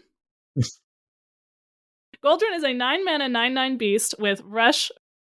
Friendly beasts deal double damage. And notably, we do know that the hero power for Hunter can make beasts cheaper and give them more attack. So Goldrin will not necessarily be 9. Yeah. Spooky. Yeah, if you Dark Gift into a charge Goldrin, that feels like it could easily get to 30 damage. Well, I mean, you don't even have to do that, right? You just play the card that gives you the animal companions, and you just like play Huffer, right? Sure. Yeah. But like, yeah. So it's a random minion in your hand gets bonus attack and reduced cost? Is that random beast? Random beast. Random beast. Sure. I mean, better. But yeah. Yeah. Now we don't have ABJ anymore, so that's good. But that is good. I'm not sure it matters. We still can tour into warrior, so we still have Cup of Muscle, and we still have reserved spot. Yeah, I don't know, but I feel like with the cost reduction, you just will eventually have a cheap enough Goldrin that, yeah, if you can make, you'll just double your Huffer. And it could just go as like a bloodlust-ish type thing, right? You'll stick a board at some point, right? You've got Mountain Baron core, right? Like, you'll just have beasts in play, and then they'll be dead. Yeah, and notably, it's not just like, oh, beasts that you play, like any token anything that happens to be on the board that connects while this is alive. So, and this can kill a taunt in the way quite easily if there is one. Also, the egg, the Whizbang egg, mystery egg, is still going to be in standard. Yep, sure is. We won't have Yelling Yodeler, but mystery egg could give us a cheap Goldrin before we even use our hero power on it. Or Mountain Bear. Very true. And do we know if it multiplies? Because that's important. That is important. It doesn't say deal twice as much. Right. Cover artist is rotating. True, but if you're mystery egging, right? Yeah, if you're mystery egging. Oh, because mystery egg is a copy, right? Yeah, okay. Yeah. So I feel like it's saying double and not twice, but the way Furnace of Wrath works in Magic is double means it keeps doubling. Yeah. No. What did the lifesteal thing from? What the hell was the name of it? The one that was doing like OTK Demon Hunter. Il'gynoth? Yeah. Was it Il'gynoth? Yeah. Well, Il'gynoth was your lifesteal. Oh, your lifesteal. Damage the enemy hero. Yeah. Because I want to see how that was written. Moarg. Yeah, Moarg Artificer was the doubling thing. Yeah, that was the neutral, right? So, like spells that hit minions deal double damage or something. Yeah, Moarg. Where the hell is it? Someone asked this afternoon and wasn't sure. Said, someone asked, multiple Goldrin stack right, it just says double. Hat said, haven't tested. Would make sense, but he wasn't. That isn't like word from God. He was not sure. So Moarg Artificer did say all minions take double damage from spells. And that so, did stack. Hey, we're in business. Yeah, that did duplicate. Now, it depends on how it's implemented. Reading the card doesn't always explain the card. But I think if we use something like Moarg Artificer as the example of how things double when we're talking about damage, then yes, if we have multiple Goldrins, I would expect that is probably going to be 4x. Sidisi is somewhere having a party as we speak. Our first pass at de-spaghettification. Yeah, so like trying to figure out how stuff works. There is a precedent, so theoretically, yes, we're like lawyers or something. Well, according to the precedent. Yeah, I mean it's just Hearthstone rules are so all over the place sometimes that you don't always know how something works. But if there is a precedent with the same wording. Okay, Rangari Scout gives you copies of things that you discover. Yeah, it sure does. Now although they cost 9. They cost 9, and that's not already discounted. So Mystery Egg is really the way to go if you can hit it. Yeah, and now you're imbuing, so that does come with mana reduction. It's just as well that the imbue conflicts with the discover hero power. Yes. Yeah. Wait, Dorian? I don't know how we tutor this. I don't know about Dorian. Master Dorian. Oh God. Yeah. Now it may still be worth running Scout just for like tracking and the discover a beast that costs 5 or more. Right? The detailed notes, like maybe you do that to try and hit Goldrin or Mountain Bear or whatever. I see a Mystery Egg Goldrin deck in the future. And discovering a beast also lets you run fewer beasts so that you have more targeted draw. I will also point out there's a 7-mana beast from Whizbang Tyrannosaurus Rex that does 7 damage on its death rattle. And I believe that would also be increased. Whiz bang. Oh, man. Yeah. Oof. Yeah. This is going to be... honestly, it's a kind of hunter deck I like. That not quite the Katrina... Was that her name? Not Katrina. Katarina. Yeah. Katrina was Katrina Muerte. Yeah. There was a big hunter deck when we had Rexar with cube and stuff, and we have a cube and we have Kraken. Is Kraken staying? I don't remember if that's rotating or not. Kraken. Let's find out. This is also kind of ironic because hunter mains are famously known for their math skills. Kraken is not staying. Okay, but cubicles. Cubicle is staying. Cubicle is because that was Perils. Yeah. So, but Cubicle's you don't need math if you're doing quadruple.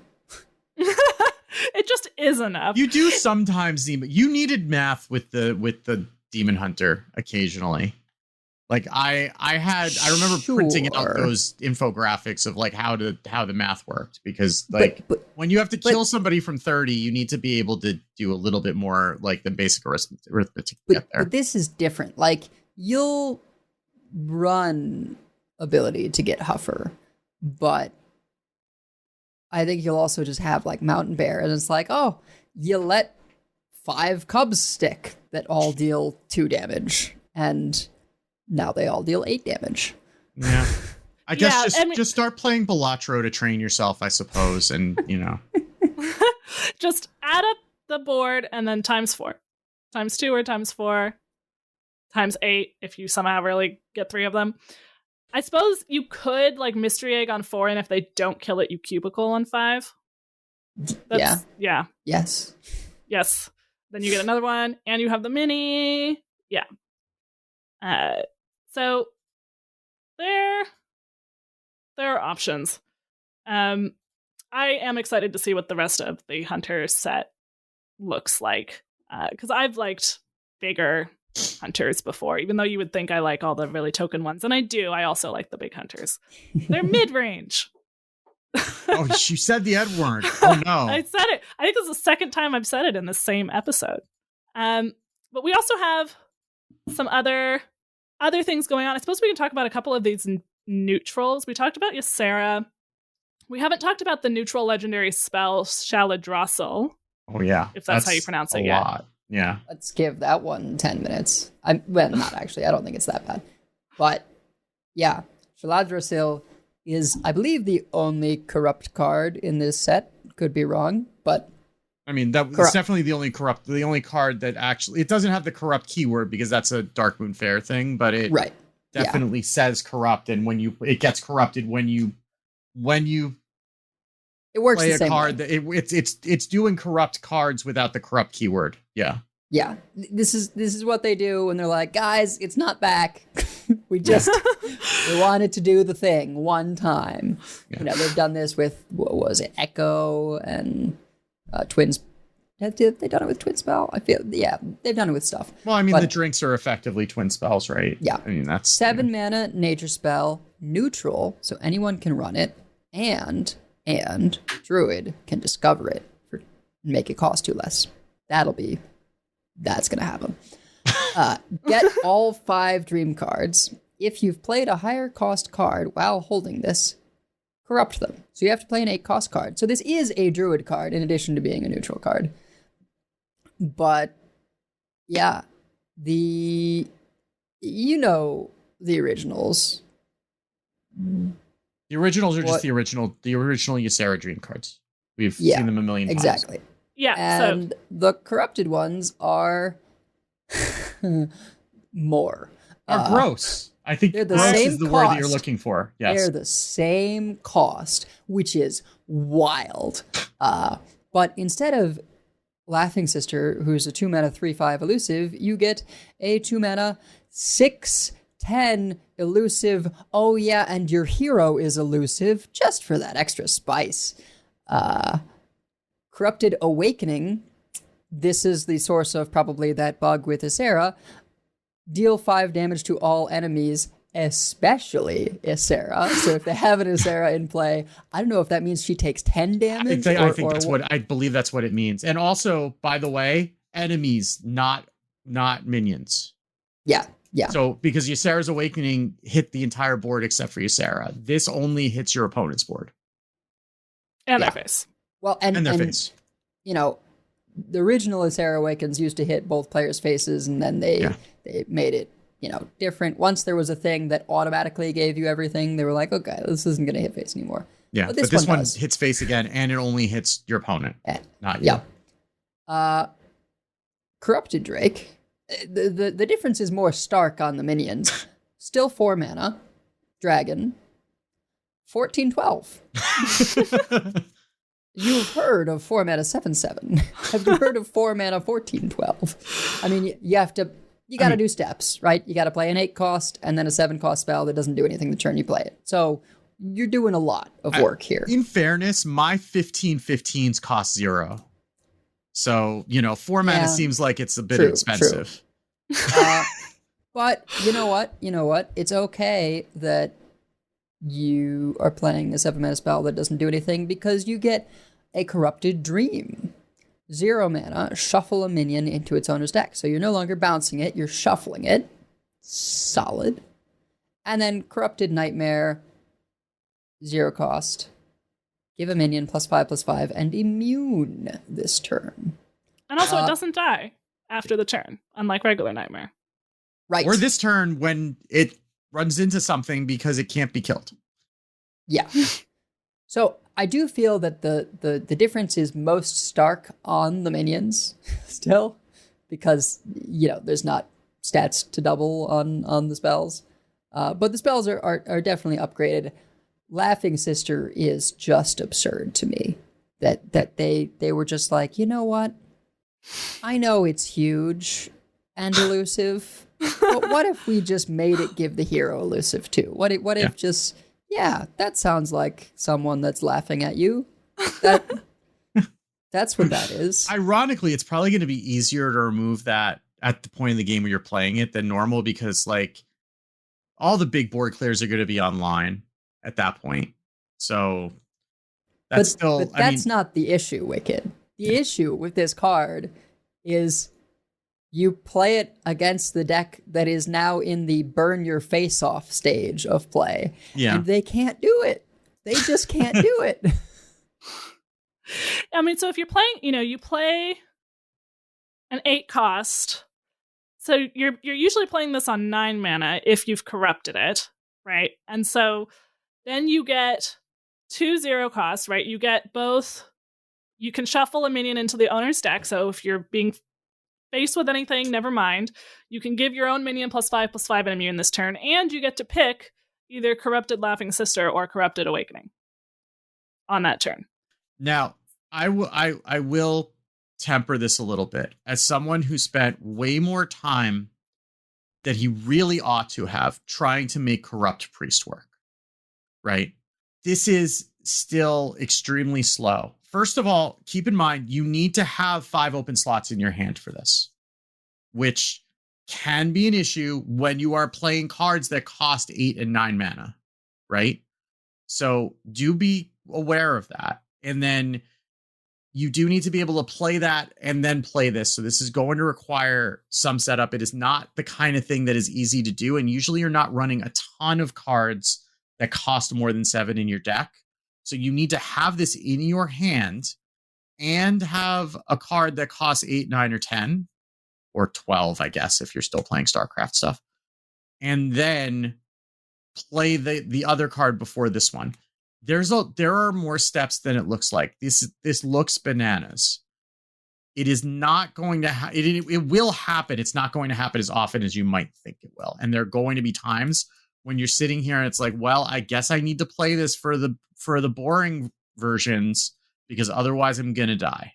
Yeah, I think it partly will, if we get any sort of big spell synergy then obviously that would go really well with this.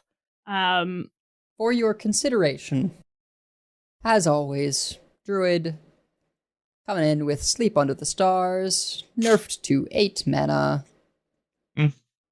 So you can corrupt this and then refresh 3 mana crystals, refresh 3 mana crystals, refresh 3 mana crystals. Yay, Druid! Point. Druid things! Yay! Oh, or you could play Dungar first, I suppose. No, Dungar's 9. gone, right? No. No? Didn't we just get Dungar? Oh.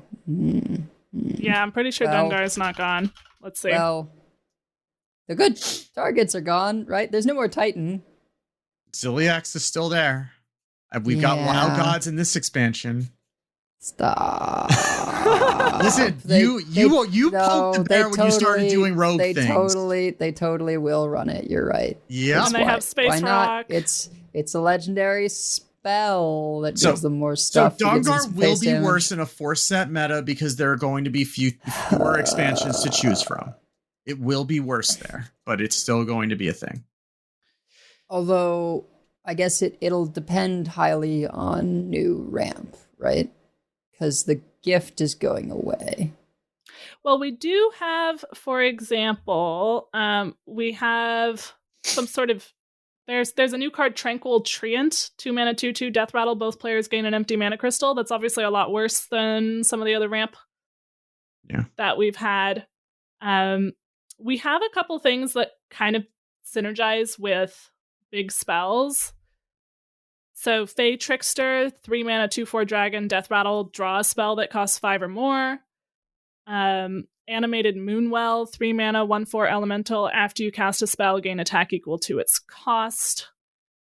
We also have is that the ones that have to do with this? There is also a Hopeful Dryad, 3 mana, 3/3 battle cry, get a random dream card, but those are just the regular dream cards, which are still pretty powerful. But World 8 was pointing out, this is your World 8 reference of the episode, was Take a drink, pointing everybody. he pointed out that an aggro deck might not be super unhappy to play it uncorrupted because you bounce their taunt, you get +4 charge damage, and next turn you can do 5 damage to all characters if they are almost dead. We probably have better things to do, but it is like an option. How many 7-cost cards are aggro decks running? Often they're running like 1 or 2. You don't get to do 5 damage to all characters because it's all minions. No, that is what it says. It's all characters now. I don't know if they changed it back. I think they unnerfed all the Ysera Dream cards. Did they? Yeah. Yeah, so Nightmare is actually +5/+5, right? Not +4/+4 anymore. Yeah. I believe they are all unnerfed. That does change things. If you can just... That is still 9 mana. Yeah. But again, you can dream the turn you do it. You can nightmare the turn you do it. Yeah. Huh. Yeah, we'll have to see. It is going to be most spooky in Druid, but yeah, I am intrigued by a lot of these neutrals. Seems like some pretty solid ones. I wonder if it is ever correct, given that this is neutral ramp, right? If it is ever correct for certain decks to run the give both players an empty mana crystal. I mean, Druids ran Biology Project, right? Yeah. Which was 1 mana, give both players 2 mana crystals. Like, you're not... That's different, though. You got full crystals, right? So it was... It like net gained you mana for that turn. But I mean, the symmetrical ramp is not the worst thing in the world, and you can set up a world in which you might get to take advantage of it first if your opponent blows it up on your turn. Yeah, I mean, I guess my... I'm just saying it's tricky, not crazy to think that might see play. Yeah. I just don't know. I feel like opponent wants to ignore it because they want to be the one to benefit first, right? Yeah, and it's also small. Like, it's a 2/2. You can Right. afford to ignore that. Yeah. I guess the question is like, if it ramps you into a good clear, then it, could still be worth throwing out there against aggro. But otherwise, they get to play more stuff faster. Yeah, I don't know. Those things are tricky. Yeah. Just side note, signature art on Hopeful Dryad is amazing. Yeah. It is amazing. Also, we haven't talked about the card that was made. The neutral was made just for Edel. Envoy of the Glade, 4 mana, 3/6. Battle Cry. Transform all neutral cards in your deck into random Druid ones.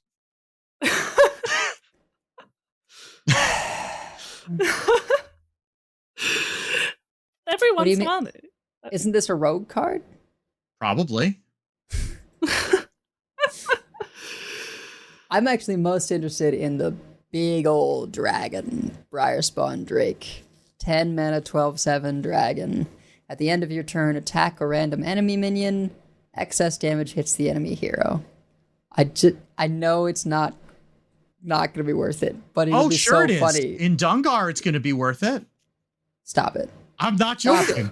Stop. No, I don't want. Oh. Well, we also have Neralax, right? Neralax. I'm just thinking of hand buff things, right? You get it to a Drake of unusual size and like, 20 someone.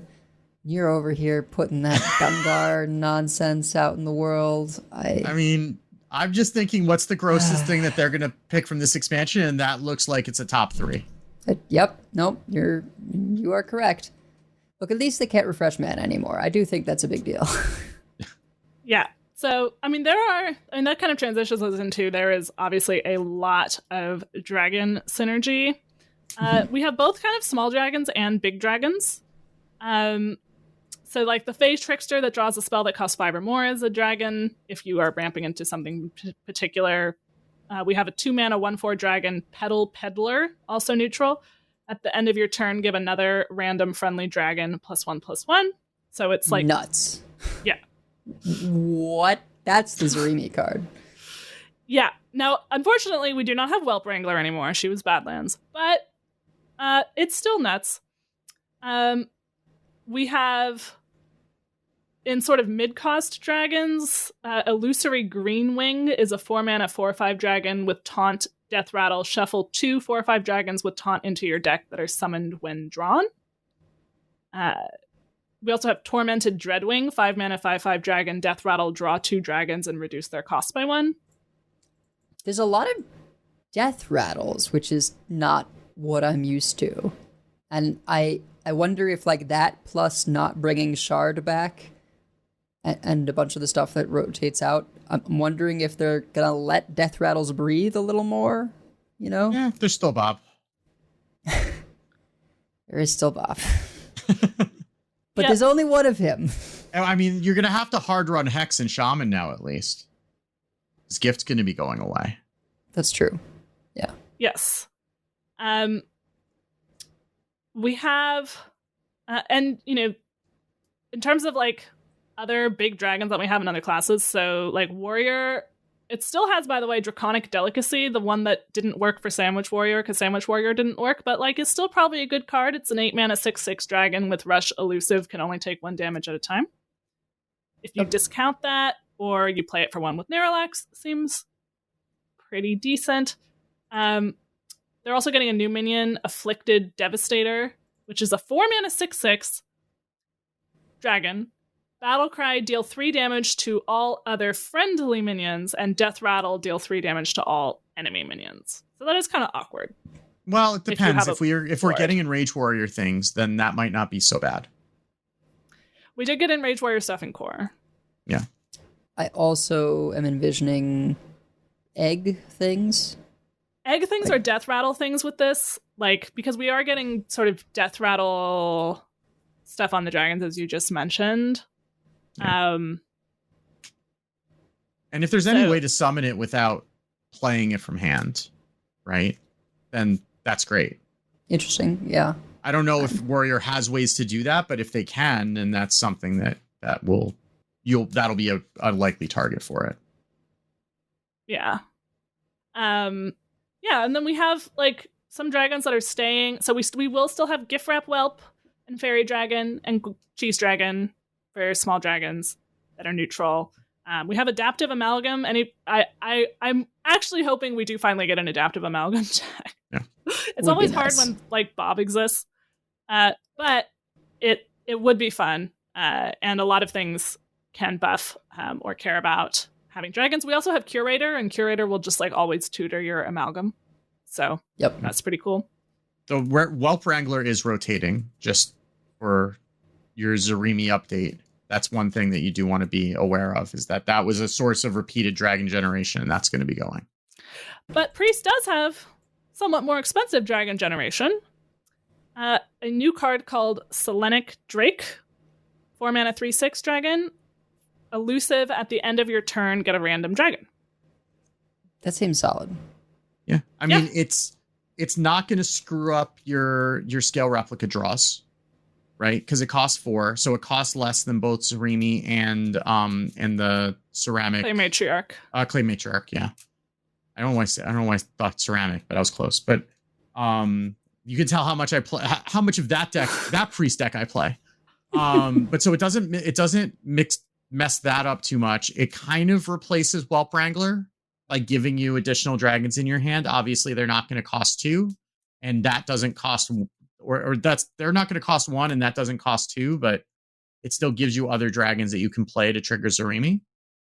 I mean, it will be real cards. So yeah, I mean, they're not often, but I did play Skeletal Dragon unironically in some priest decks back in the day, which was like a 7 mana. I think it was like a 7/5 or something like that. That at the end of your turn, it would give you a random dragon. I remember playing that in some Resurrect priests, because it was just a good thing to resurrect. So like that's 4 mana 3/6 is, that's a lot of butt. It's hard to remove a 3/6. I could see there being an argument for, I hope we get kind of like a middle of the road dragon Zarimi, just because I feel like that would be fun, but I could see an argument for a tempo Zarimi. We will miss Gold Panner unless we get something else to kind of fill that slot. We do have Power Word Shield, that helps.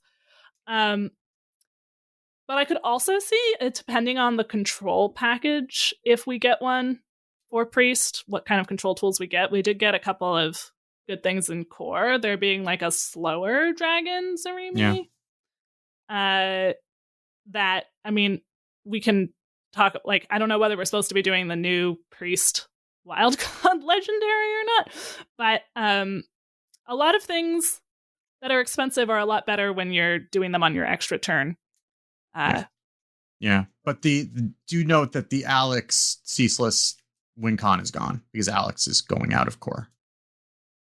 Alex is going out of core. That Alex is going out of core. We may get another Alex Straza that may do something similar, but the OG Alex Straza is going out of core. We are running up on like 2-hour mark. Not quite yet, but we're getting there. So I want to make sure we talk about all the legendaries, and maybe we'll just kind of leave it at that. There's some, definitely more cards to talk about, but some of them are kind of not that exciting. But we definitely have legendaries to talk about. And why don't we talk about the priest one first? Oh, yeah. While we're on priest cards. Yeah. So Aviana Elun's Chosen. So we'll actually have 2 Avianas, because there's the Druid one that puts legendaries, 1 mana legendaries in your deck. I think that's staying. Yeah, I think that's Whizbang. Yeah. But they will be in different classes. So we have Aviana Elun's Chosen is a 9 mana 7/11 with Battlecry. Start a 3-turn lunar cycle. When the full moon rises, your cards cost 1 this game. So what that means is on the 3rd start of turn after you play Aviana. So you play Aviana, next turn starts, end that turn, 2nd turn starts, you end that turn on the start of the 3rd turn after you play her. Any card you have in your hand for the rest of the game is 1 mana, or it can be reduced, we're pretty sure it can be reduced by something like Parrot Sanctuary to 0. Yeah, think Mista Vista, right? Where you have things happening and it'll tell you that things are happening, and then after that they cost 1. Now, keep in mind, if you are running Shaladrisil in this deck, which you will be sorely tempted to because you're already playing a 9-mana legendary, once everything costs 1, there is no way to play a spell that costs more than Shaladrisil without... I don't even think you can, because they all go into your hand. I guess maybe if you can somehow you discount spells and then play something else that costs more than that, maybe that's a way that you can do it. But that it's gonna take gymnastics. Or Aviana corrupts Shaladrisil. But I feel like if you've gotten this effect to happen, that's not super concerning. Yeah. I hoped when I read this card that something happened at each of those start of turn things. There were like some interim effects at the first start of turn and the second start of turn beyond just the cool moon animation. There's not. It's just like Mista Vista, except Mista Vista is a 5-mana card that is just a body the turn you play it, whereas this is a 9-mana card that is just a body the turn you play it. No relevant keywords. So unless we can find a way to reliably cheese this out, I don't think. It's a big ask. What was the make your top card cost 0 or whatever? There are shenanigans like that we have in Priest right now. And if you're running her, you're running other expensive stuff that you wouldn't mind to make cost 0. Right. Also, Zarimi gives you a free turn to play something. Now, you don't get to play her and then play all your 1-mana stuff on the same turn as her unless you have like a Parrot Sanctuary thing going. Where, like, if you have Parrot Sanctuary out, you can play her and a couple more cards on the same turn for free. On turn 8. I mean, if you play Parrot Sanctuary, and this is your only battle cry. I mean, maybe even not your only, but like the main one you're going for. You put all of your mana in a piggy bank for 5 turns, and then you play this for 6 with something else because it's already going to be. I mean, it's not even necessarily going to be that late, but you play this for 6. That's more reasonable. I mean, I guess you could draw both Parrot Sanctuaries. And I don't know. There are ways to make this happen, but it's extremely ambitious. And even once you get it to happen, you're playing a vanilla minion that does not affect the board, probably spending at least most of your turn to do that. And then 3 turns later, assuming you have cards left in your hand, which at that point in the game is a legitimate concern, right? Because like, if we remember, what was the Luna's Pocket Galaxy, right? Yeah. That originally cost 8 and it said all spells in your deck cost 1, which meant that you had to draw them. You don't have to draw the cards with this. They'll just discount, but you have to have stuff left and you need to have draw in Priest in order to really take advantage of that, right? Because like once you spend all those cards immediately, then you're done, right? And then you're drawing 1 card a turn and you're floating 10 to 15 mana a turn because unless you're able to continually draw more cards, then you're not actually going to have stuff to do after that. I did. Oh wait, no, this isn't a dragon. Never mind. It's not a dragon. It is a wild god, so you can get it off Malorn, who we can talk about next. But I mean, that's also still pretty late. But that's also the likely use case where you get this off. I mean, Malorn is a discover, right? It's not random. So you'll be offered this. That's probably a more reasonable use case where you get offered this for 1 and you just slam it. So it's not going to be priests then. Right. It's going to be Druid as usual. Or rogue. Well, rogue's not imbuing, right? So they wouldn't. So they're not going to get it for 1 unless they're doing other shenanigans, which rogue can do, but that's going to take more steps.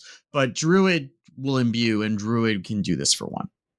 Yeah. So speaking of what this card is, if you haven't seen it yet, it's an 8-mana 8/6 beast legendary neutral. Battlecry: discover a legendary wild god. That part will work for anyone. then if you've imbued your hero power 4 times, you set that Wild God's cost to 1. This is the signature that is in the expensive bundle, the bigger bundle.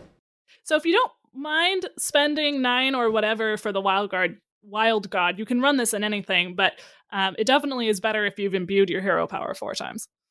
Yes. And it doesn't set the stats lower, it just sets the cost lower, so you can get 1 mana good stuff. So I ran the math, and assuming that there is one Wild God for each class, and that Malorn's the only other one, and it can't discover itself. So that's 11 Wild Gods, and you get offered 3. I ran it through just search up hypergeometric calculator if you want to do this yourself at home. And there's an episode long in the archives on how you can use it. But you have about a 27% chance to get Aviana. So 1 in 4 times that you play Malorn, you will get a 1 mana Aviana, which is decent odds. That's how this will see play. But yeah, the odds of this making a priest combo deck around making your cards cost 1, not presently happening until there's reliable discount. Yeah. Right. Yeah, because even if you get her out on 9, you have to wait until turn 12 to get anything to happen, and then I guess you run double of that death rattle thing that ramps both people a mana crystal. Yeah, you're definitely and you're running Ysera, I guess. And well, then, Ysera can help you get that much faster. Yeah. Yeah, because the turn you could play Ysera, you can play this. That's true, unless you cheat her out with Neralax, but that's only 1 turn earlier.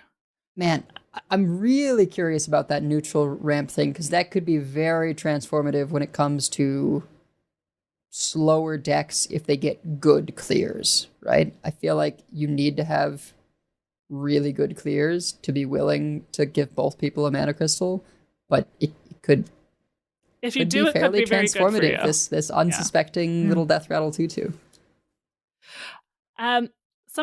We should probably move on though to some of the other legendaries we have. Maybe shamans here. Sure. Marithra, 6 mana 4/4 battlecry. Resurrect all different friendly minions that cost 8 or more. Big shaman. Big shaman. Now we will not have Walking Mountain anymore. Note, but that doesn't mean we don't have other good targets, and we will still have Cliff Dive. Yeah. Now, it gets a little weird because, you don't really want to cliff dive out the Marithra. True.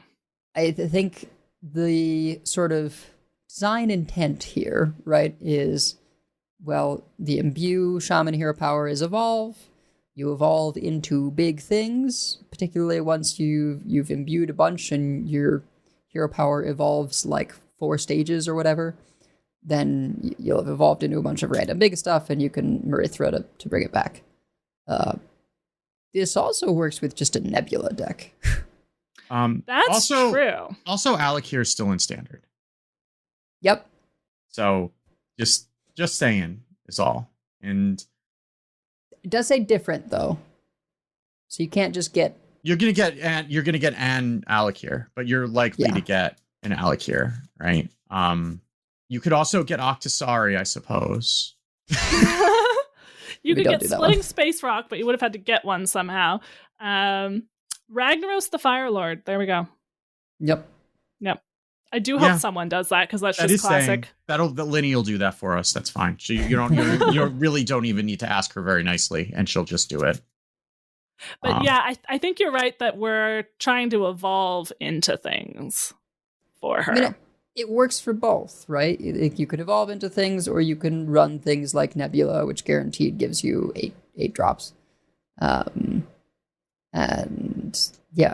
then bring them back. I like it when there's sort of multiple ways to use a card like that. So I'm excited to see what other sort of evolve or big synergies or whatever we get for Shaman there. Death Knight. I assume this is their Wild God, Ursoc. 9 mana 6/14 beast with Battlecry. Attack all other minions. So that includes yours and theirs. Death Rattle, resurrect any this killed. It's a big swing. And we're assuming that means that we're resurrecting them all for us. Yes. Because it is Yep. not 100% clear from that wording. Because if you read it the other way, it seems real bad. But I mean, if we're spending this much mana, presumably we're getting all of them. And also, we have ways to give things reborn in Death Knight. Just saying. I mean, ignoring that, just like you can do this turn 6 with Exarch Maladar. Yeah. So you have to kill a lot of things, and we're losing mining casualties and stuff like that. But still, yeah. Yeah, but we still got the Dreadhound Handler plus the Brittlebone Buccaneer situation. Yeah. And even if you're not running a Zerg deck, I've been running Spawning Pool in my control DK because it's a lot of corpses. And you get to still use the rush for 4 rush damage. So and it is worth mentioning, if we do want multiple death rattles to trigger, not necessarily Infestor, because I don't know how much we're doing StarCraft things with this stuff, but like if we do have our own death rattles that we want to trigger, this is going to get us another copy of that on our own board, because it says attack all other minions. So that's something that is not insignificant. And 14 is a lot of bot to hit a lot of minions in the face. Yeah. And this has no runes, so it can go in any sort of Death Knight deck. Yeah. Which makes sense for a marquee legendary like that to be able to go anywhere. So, yeah. Seems like a pretty big swing. And in the Discord, Hat said it should work like Headmaster Kel'Thuzad, which said if the spell destroys minions, summon them. So for you. So yeah, it'll definitely Ursock it to him for sure. God. We also have Rogue. I'm sorry, guys. We have to talk about this one. Is this the last one? I think it might be the last of the legendaries. That I should have done this in a different order. I'm so sorry. This was very intentional on my part. I guess I earned this for saying Dungar Druid too many times. Yeah. Yeah. Also, a 9-mana beast wild god here, Ashamain, is a 7/7, legendary for Rogue. Battle cry, fill your hand with copies of cards from your opponent's deck. They cost 3 less. Evil! It's an evil card! It is indeed. It is the kind of card that Wicked and I hate for our own respective ways, right? Like we could all come together around just wanting to toss that card into the fire. It is a rogue burgle card that burgles in the priest fashion, which is copies of cards from your opponent's deck. I hate being killed by my own cards. At least it doesn't literally steal them, but even when it was just, original thought steal in the old days, I hated that. It does cost 9. This is like the entirety of the entire Thief Priest package from a couple of years ago in one card. Which hopefully means there won't be anything else. Yeah. I think what this is you're playing your rogue deck. If you don't win and it's going late, you just play Ashamain and then you have your opponent's deck cheaper. And hopefully that has the tools to kill them, like Hearth. Right? I guess Hearth is rotating, but yeah. I mean, what's really spooky, beyond the fact of Rogue and Shadow Step and us never enjoying that experience, thankfully it costs 9, so that lessens the concern for Rogue on its own. But this will be a pickable discover from Malorn. Yeah. Right? So any of the imbue classes, any of the imbue classes could say, "Hey, let's see what happens." Yeah. And you play this for 1, fill your hand with a bunch of stuff that cost 3 less than what it should. Oh my god! And imbue scales infinitely, right? Yeah. Yes. Can you imagine the mirrors? I mean, not like mirrors, but like the Imbue versus Imbue, where like you play Malorn and you pick this up, and they still have, because they probably will, some of their Imbue cards in their deck, and you just get a whole bunch of additional Imbue things. Yeah. I mean, you could have a situation where like you hero power once and your Goldrin costs 2. Like, what? I mean, I guess I'm taking a little bit of comfort in the fact that Rogue by itself, like if you play this honestly, and I know this is Rogue, so they don't play anything honestly, but let's just say you play this honestly, you pay 9 mana for it. Even then, you're not playing out your hand, right? Because you're only going to have, unless Ysera is really a thing, you're only going to have 1 mana left over, right? And some of those things are going to cost more than 4. Or more than 3, right? Because like you only be able to play one card that costs 4 and anything that costs 3 or less. But anything more than that, you're not going to be able to play until the following turn. But if you're getting this off of Malorn, you just get to chill with that and then just start your turn with a 1 mana Ashimane and then play a whole bunch of stuff. And I have feelings about that. Yeah. It does seem like Imbue classes will... I mean, we'll have to see how it actually works out, but Malorn almost is a bit Mothership-like in that it's like, okay, I get late enough and I just find myself a win condition from the different wild cards. And the fact that it's Discover is and I guess this has kind of backfired on you, Edel, because you know who's going to be playing this more than Rogue is going to be Druid. I know. There's a lot of Druid stuff in here. Maybe they just won't print ramp for Druid. It could happen. Okay. They've got. I want that for you. They've got the current 3-cost one. Maybe they said, "Hey, look at how consistent it was when they had Gift and Heights." Maybe they just chill without one for a bit, you know? I just can't wait till next week when they reveal Uber Growth or something and then just, you know.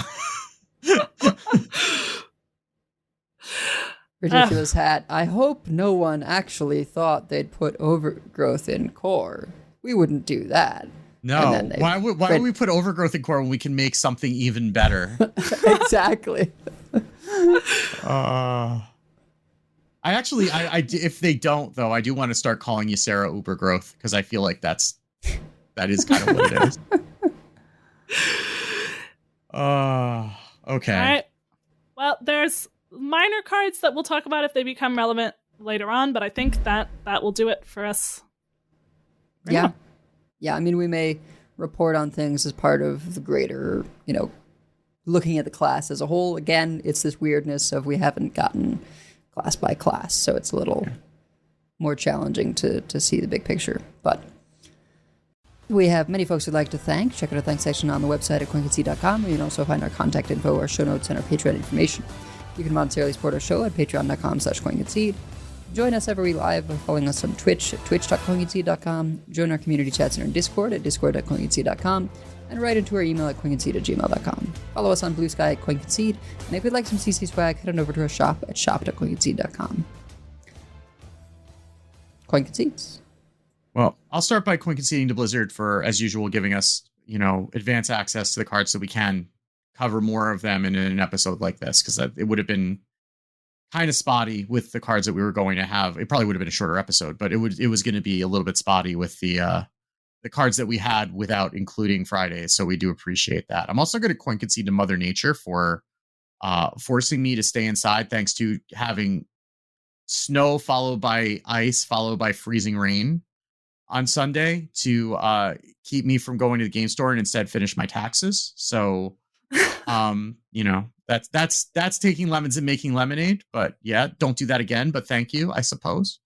And I'm going to coin concede to Beef Squatch because we had a pretty good coaching session this past weekend on the I think it was on the Warlock, where we were able to pull out a number of wins at around 2000 Legend also, and that was pretty enjoyable. Unfortunately, that was also responsible for me thinking that I could continue to climb with the Warlock, and that didn't go quite as well. But, we made up for it by going back to my roots, so it's all good. Oh, yeah, I guess it's appropriate as we're announcing the Ysera expansion. I'm going back to my roots. I will coin concede to NY Kiwi, our producer, who I had a coaching with this past week. And he crafted Vol'jin for the priest deck. And then we didn't do very well. But he was a very good sport about it. And we were able to, I think, have quite a good coaching. And also, I might have said this in a previous episode, but coin concede to the professor of my current grad school class who does, I'm sure, 5 times more work than she's really being paid for. She also makes us do 5 times more work, to be clear. But really, really responsive to everything, and to the discussions and to what we're writing and in class, and can I meet you to talk about the student who I'm working with, and all of that. Definitely is a labor of love for her, I think. Cool. Well, I'm going to coin concede to Spiffmeister, who I ran into on Ladder earlier today, and they had some kind words to say about my casting, which is always nice. It's cool running into listeners or fans and such on Ladder.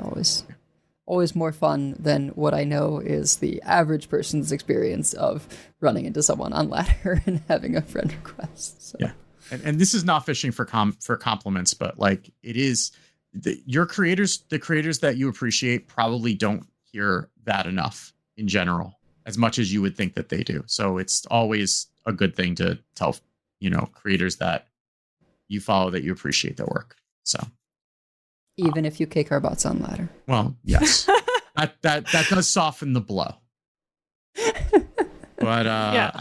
I think that's going to do it for us for this week. So until next time, keep calm and dream on. And if you see us on Ladder, coin concede. Coin concede. Coin concede.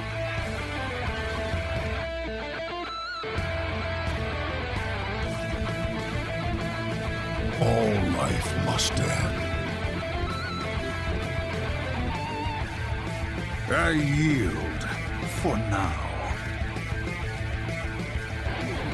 I concede.